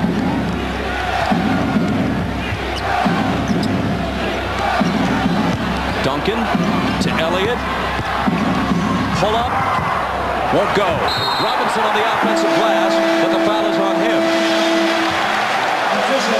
San Antonio leads by 7. 9:48 to go in the 4th quarter, and it's been the supporting cast for David Robinson and Tim Duncan tonight. Robinson and Duncan with 29, but Mario Ellie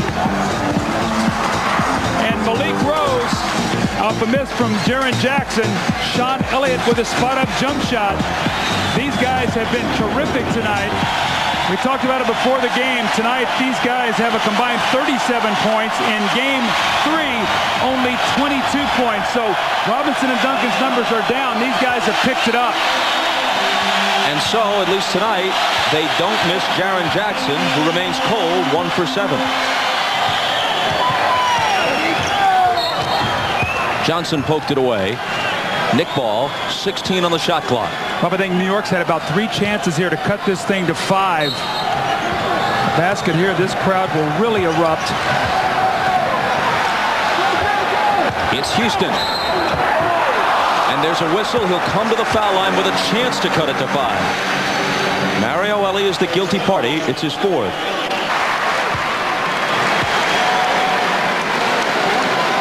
As we pointed out at the beginning of the broadcast tonight, you think about this wild ride for the Knicks into the finals. It could have ended in Game 5 of the first round. If Houston's shot with less than a second to go doesn't bounce around and fall in, their season's over. Van Gundy's almost certainly fired. The Camby trade is a bust. Sprewell is still regarded as the guy who choked his coach, first and foremost. And the Knicks are a distant memory as the playoffs proceed. Here's the jumper by Elliott that won't drop. Robinson for the tip. Another try. When the Knicks needed to be on the defensive glass there with a chance to get the ball and move to within 3, San Antonio got several cracks at it instead. Well, they've been beaten on the boards tonight, 34-24 in critical offensive rebounds. So Charles Sprewell lays that ball in the basket. But Bob, just to follow up on your point about New York, it just always points out to you how fragile success is. This time it was 1 bounce of the ball in a basket. 22 now for Spree. Johnson gets into the lane, switches to the right hand. Duncan is there to follow, and he was fouled.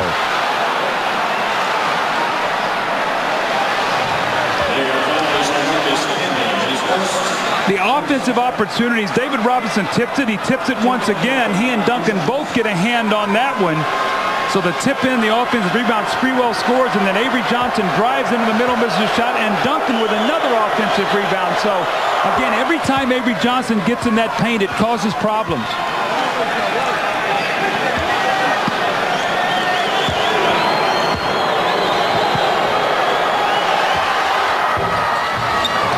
Duncan gets them both, makes it a 7-point game. This after Camby's first foul. He's been in constant foul trouble in this series prior to tonight. Sprewell finds Camby, changes his shot, but draws the contact that will send him to the foul line. It's Robinson's 4th. San Antonio just does not like to double team. It gets him spread out. Duncan has to go out and help, and when he does, it leaves David Robinson back there by himself. He's late getting there. Camby sort of the up and under, and David with the foul. So now Camby with 2 free throws. Not a good free throw shooter. Speaking of Camby, not Robinson.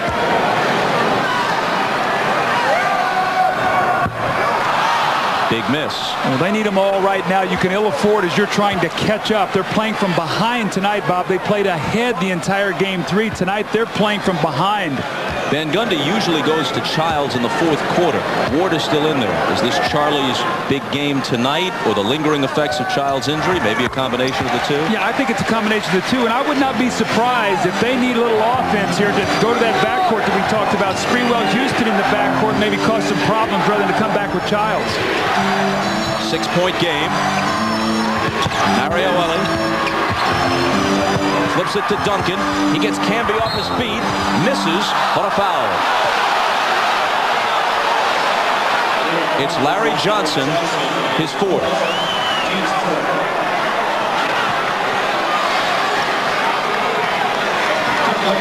This has not been Larry Johnson's night.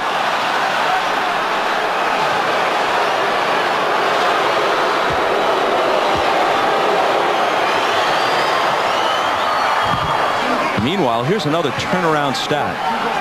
Offensive rebounds, which have been almost non-existent for the Spurs prior to tonight in this series, they've got a dozen, and Robinson has 9 of them. Well, remember after Game 2, we talked about that they had 9 total offensive rebounds in the first 2 games, and Duncan had 8 of them. Tonight, that's really been a key factor because it's given them multiple shots at the basket, something they had not been getting.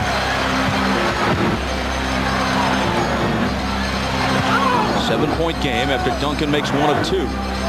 Here's Houston accelerating baseline. Camby, turnaround, short. Who touched it last? San Antonio. You see how quickly Bob Camby shot that ball? Almost the presence of Duncan and Robinson. He never even got himself turned to the basket. He turned it and just got his shoulders halfway square. He's got to take a look at that basket. He's got the extension to shoot over those guys.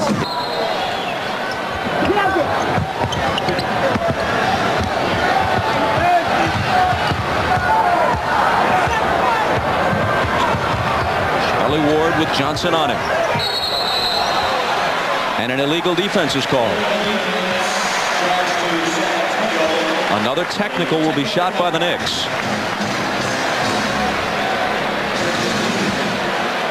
Greg Popovich has shortened his bench in this second half. Malik Rose and Jaren Jackson, the only reserves to get any kind of minutes here since intermission. Bob, that always happens come final time when you get deep into the playoffs. Everybody always talks about depth, depth, and depth. And you know what happens? You get down to about 6 or 7 guys. You play your stars heavy minutes. You rest them. That's the way it goes.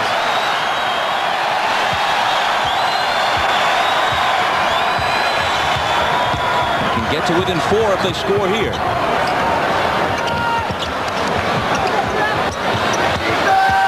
Houston driving on Elliott. Out to Johnson. Into the lane. Lost it. Got it back. Fade away. Got a piece of it. Duncan picks it up. Ellie's ahead of the field. And a big turnaround there. See, remember that play right there. Larry Johnson just cannot finish in there over David Robinson or Duncan. That shot was blocked as the clock was winding down. Nobody got back. So once again, New York trying to get that thing under 6 or 7. They just can't do it. Instead of 4, it's 8. Ward for 3. And the tip for Sprewell. Wow, he soared on that. This guy's got more energy. I don't know of another player other than maybe Michael Jordan I've seen with that kind of energy. Now, Michael didn't play with that kind of recklessness. He was much more controlled, but this guy has got unbelievable endurance. Robinson, the hook. Duncan, the tip. Doesn't get the roll. Johnson claims it. Again, a chance to close within 4. Sprewell is collared, and maybe they can do it at the foul line. Bob, I'm tired watching this guy. Watch this tip in. This ball goes up. Where does he come from? Soaring from the baseline. Great elevation. And then after the miss, he just goes sprinting down the side. Sean Elliott cannot keep up with him. The pump fake. Now he'll have 2 free throws. More importantly, that's the 4th team foul. They'll be shooting free throws the rest of this quarter.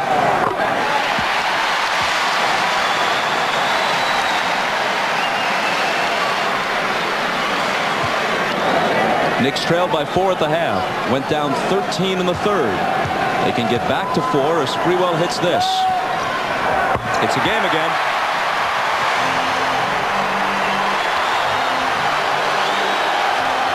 The man has always been Duncan. Do they go inside to Duncan? Do they force a double team?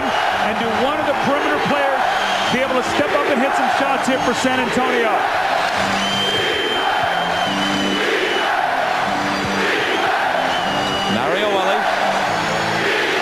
The lob to Duncan and coming over to attempt to steal is Sprewell, but it's a moot point because a 3-second violation was called on the Spurs. The Spurs have to be very careful not to get too stagnant. Remember, they got off to a great start, screen roll, getting everybody involved. 3-second violation, Knicks can cut it to 2, 1 with a 3-pointer.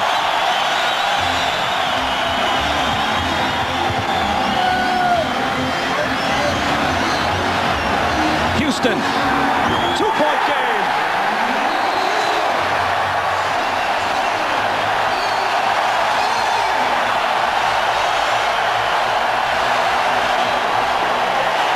Points for number 20.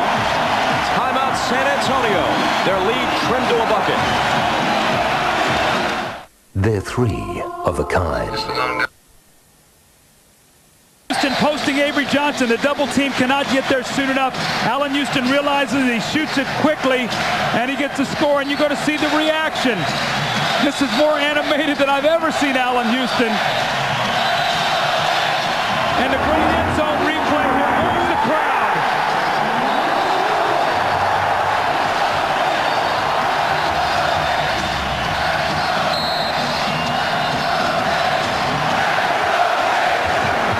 Here comes Sean Elliott steaming into the front court. His pass is broken up, and the Knicks take it away. The speed of Latrell Sprewell. He was beaten on the play, ran in from behind. A magnificent play by Sprewell. New York looks to tie. And the whistle from Hugh Evans.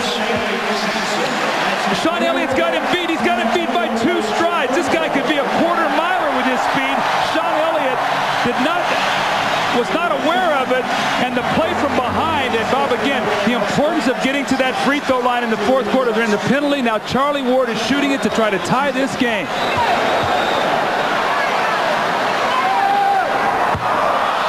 He won't do it on this trip. Remember how we talked in Game 3 how important it was for New York not to let San Antonio get the lead? I think San Antonio is probably saying the same thing right now. We cannot allow the Knicks to get the lead. San Antonio by 1.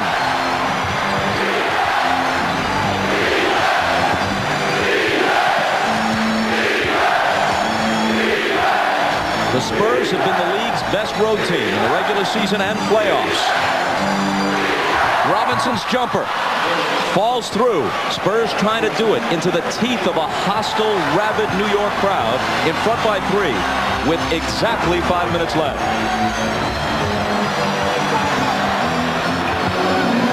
On Houston takes him baseline. The jumper won't go. Rebound Robinson.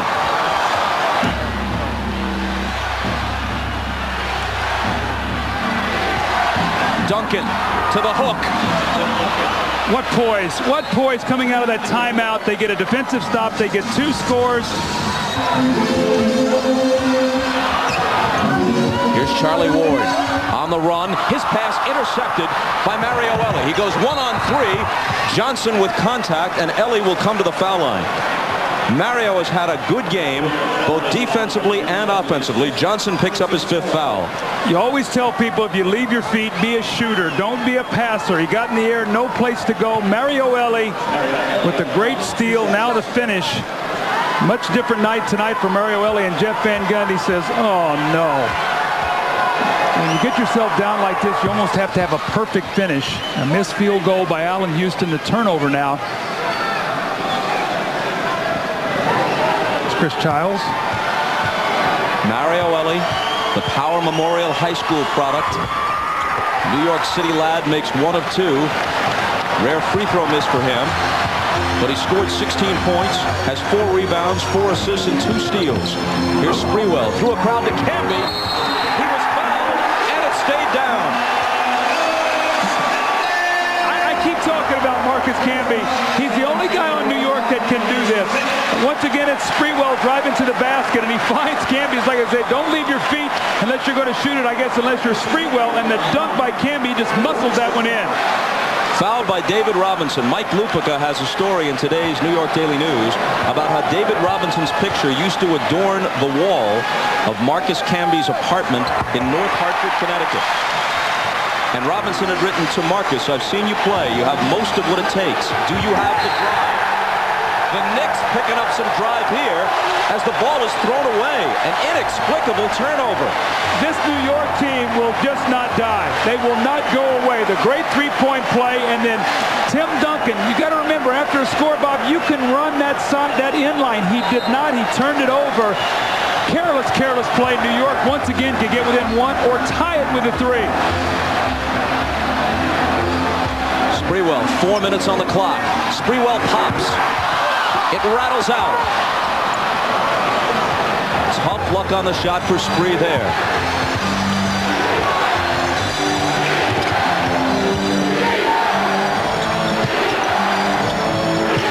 Sean Elliott, huge shot.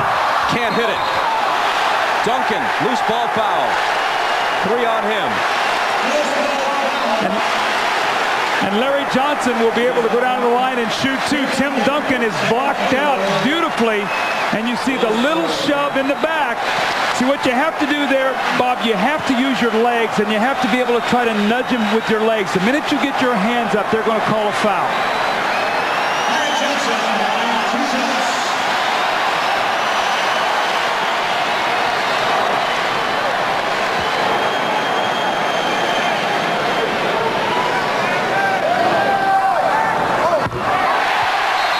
2-point difference. 3:40 remaining. Timeout Spurs. The Knicks' last lead came midway through the second period at 39-38. They are back to within 2 here. 3 minutes and 40 seconds remaining. Larry Johnson has another free throw coming. When you look at Tim Duncan, in Game 3, he had 5 turnovers, 3 in the fourth quarter. Tonight he has 4 in the fourth quarter. Let's check with Jim Gray. All right, Bob. Jeff Van Gundy just told his guys on defense, if you get the stop, try and run with the ball. But take a good shot, not the first shot. And he also said defensively, if we miss, get back on transition. No easy baskets at this point. Bob?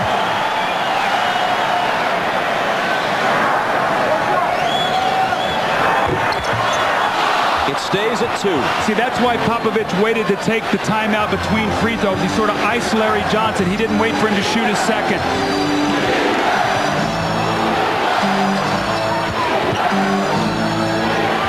Duncan to Robinson. Stripped away. Still San Antonio ball.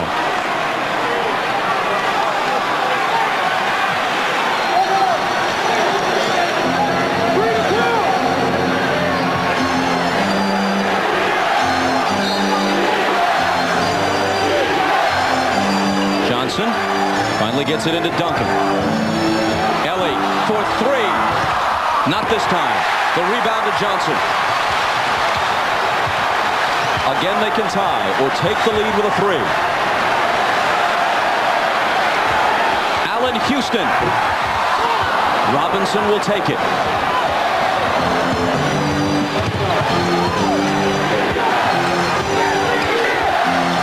$16 rebounds tonight for David Robinson.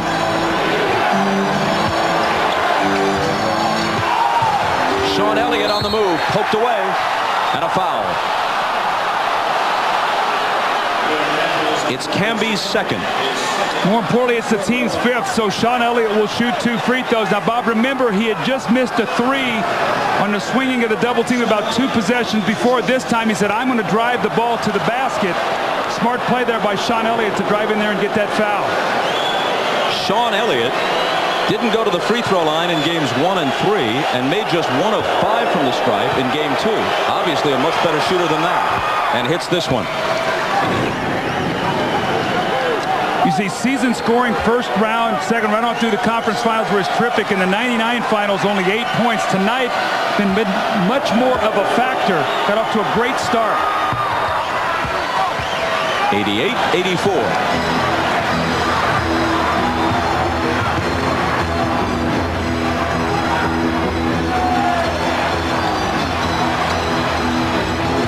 Sprewell. Charlie Ward for 3. Ellie saves it into Robinson. The Knicks have had several chances to tie, or to take the lead for that matter. Now they desperately need a stop to avoid going down 6.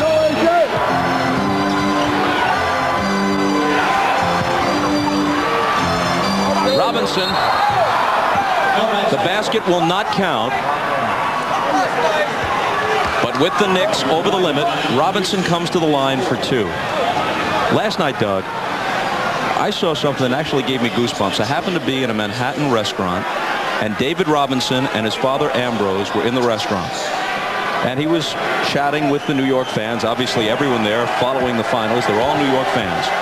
When this impressive man got up to leave and walked out, everyone in the restaurant applauded. All of them New York fans, but a measure of the respect they have for this man, not just as an athlete, but as a person.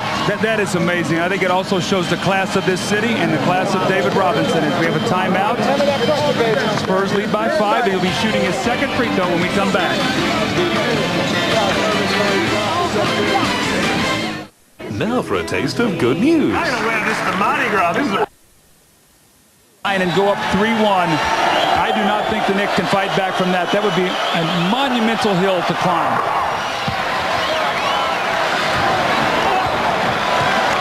Robinson with 14 points. More importantly, San Antonio up 6.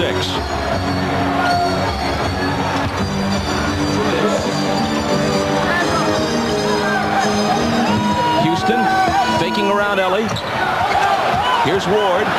Shot clock winding down. Sprewell will take it with a hand in his face, and Robinson pulls it down. New York fans wanted goaltending. That ball was well short when Robinson went up to get it.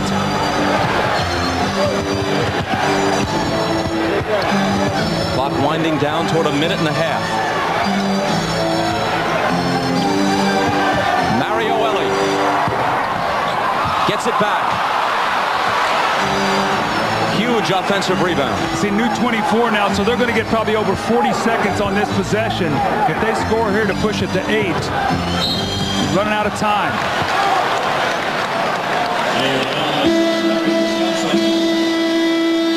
This was the shot that the New York fans wanted goaltending on. You're going to see, wow, that was pretty close. It was pretty close. You see them all pointing up. David Robinson took that one out of the sky before it had a chance to hit the basket, but it did look like it was going to be short, as you see a dejected Larry Johnson.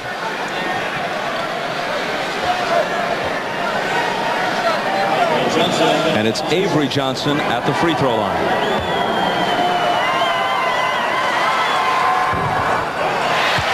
Help me out here, Coach Costas, on this shot here. What do you think? Is it short?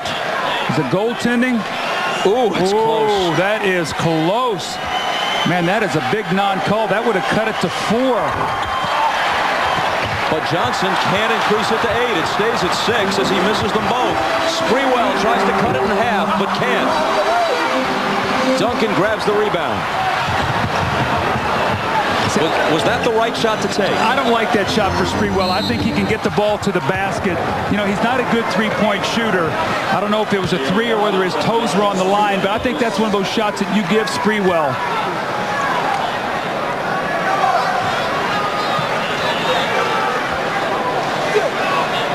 Now with 57.8 on the clock, it's Elliott's turn at the line, trying to increase a 6-point lead. No team has ever come back from a 3-1 deficit to win the NBA Finals. It has happened in earlier rounds of the playoffs.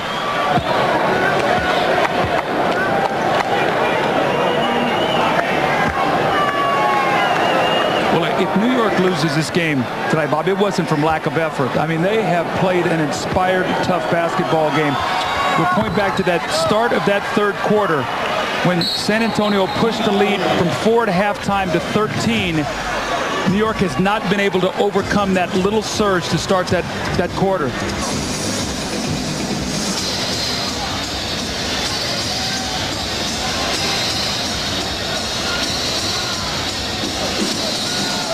New York down 8 with less than a minute to go. Ward. They'd like a 3 if they can get a good look. Thomas has it shoved right back in his face by David Robinson. See the agility of their big men. They're going to switch anything that happens right now. Normally you can't do that with big guys. It gets a mismatch. Not with these two guys. Allen Houston lets it go. The rebound to Duncan, fouled over the back.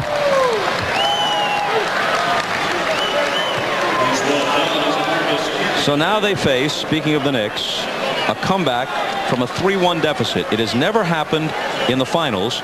It has happened in the conference finals and in the semis, as you see. Bob, I've been a part of two trivia questions. 1981, I was part of that Philly team. In 1977, Portland and Philly. So I don't like these graphics that NBC keeps throwing. It brings back a lot of bad memories for me. To talk to our guys in the truck here. We hope your paycheck serves as some sort of salve to the wound. That's how we make it up to you. Now it's 10 points. Sprewell weaves his way through. Thomas pops the jumper short. Camby follows and hits. Ellie trapped in the backcourt, gets rid of it to Duncan. Last half minute, Avery Johnson. It's a 2-on-1. The lob to the Admiral. It goes through his hands. And the Knicks get it back with 25 seconds. See, Avery Johnson should have just dribbled the clock out, made him come foul. You don't need to make that play right now. Sprewell, Camby stuffs it, and they close to within 6. Stranger things have happened. And a foul in the backcourt. Tim Duncan's getting locked into one spot here out of bounds. He's got to remember he can run. He's like getting cemented to that one position. Bob, after a made field goal, you can move that baseline. Then the worst thing that happens, you don't force a pass and you call timeout. Remember, when you're talking about coming back from a 3-1 deficit, the Knicks would have to do it against a team that hasn't lost as many as 2 in a row in 4 months. They'd have to win Game 5 here on their home floor and then beat the Spurs back-to-back in Games 6 and 7 at a wild Alamo Dome. Well, it's going to take everything that Jeff Van Gundy has tomorrow to get this team ready for Game 5. This team has given him their heart and soul, and he's got to say, guys, anything can happen. We've got to push it back to San Antonio to a Game 6, but he's going to have to give his best speeches to make that happen. He's got to give them the not in our house speech. Absolutely. If they're going to win it, don't let them do it on our floor. Sprewell. Camby back to Spree, to the hoop. Thomas takes the rebound with 6 seconds to go. He's fouled. And I've seen that happen as well, where teams that had no realistic chance to win the series nonetheless dug their heels in and said, we're going to do what we can for the sake of pride to let you know that you were in a fight. Hey, Bob, how about last year, as early as last year? I mean, Utah coming into the United Center in Chicago were down, 3-1. Looked like they were going to lose all 3 games there and came back and got to Game 5 to push it back. And then the Chicago Bulls were able to win Game 6. But I didn't think they would win that game. So anything can happen. But at least Utah was going home. Absolutely. That's a big difference. The Spurs win it 96-89. Midway through the 4th quarter, it was 81-79 San Antonio. Ward had a chance to tie. If he hit 2 free throws, he made 1. It was 81-80. And that's as close as they got. They could never get all the way over the hump. Well, how reminiscent is that of Game 3 when San Antonio tied and Allen Houston's 3, and they never led in the game. So San Antonio fought them off. 8 of 23 field goals in the 4th quarter for New York. Here's Ahmad. All right, thanks, Bob. David, we talked a couple of weeks ago, and you told me about winning.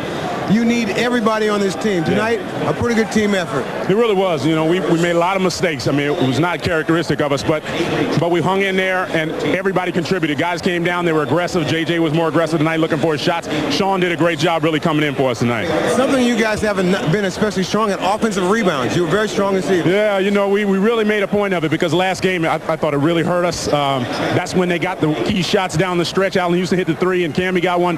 So we came in with a focus on that tonight. And you also told me that after losing the last game, this one here sort of refocused everything. I tell you, after a loss this year, every loss, we've gotten ourselves together.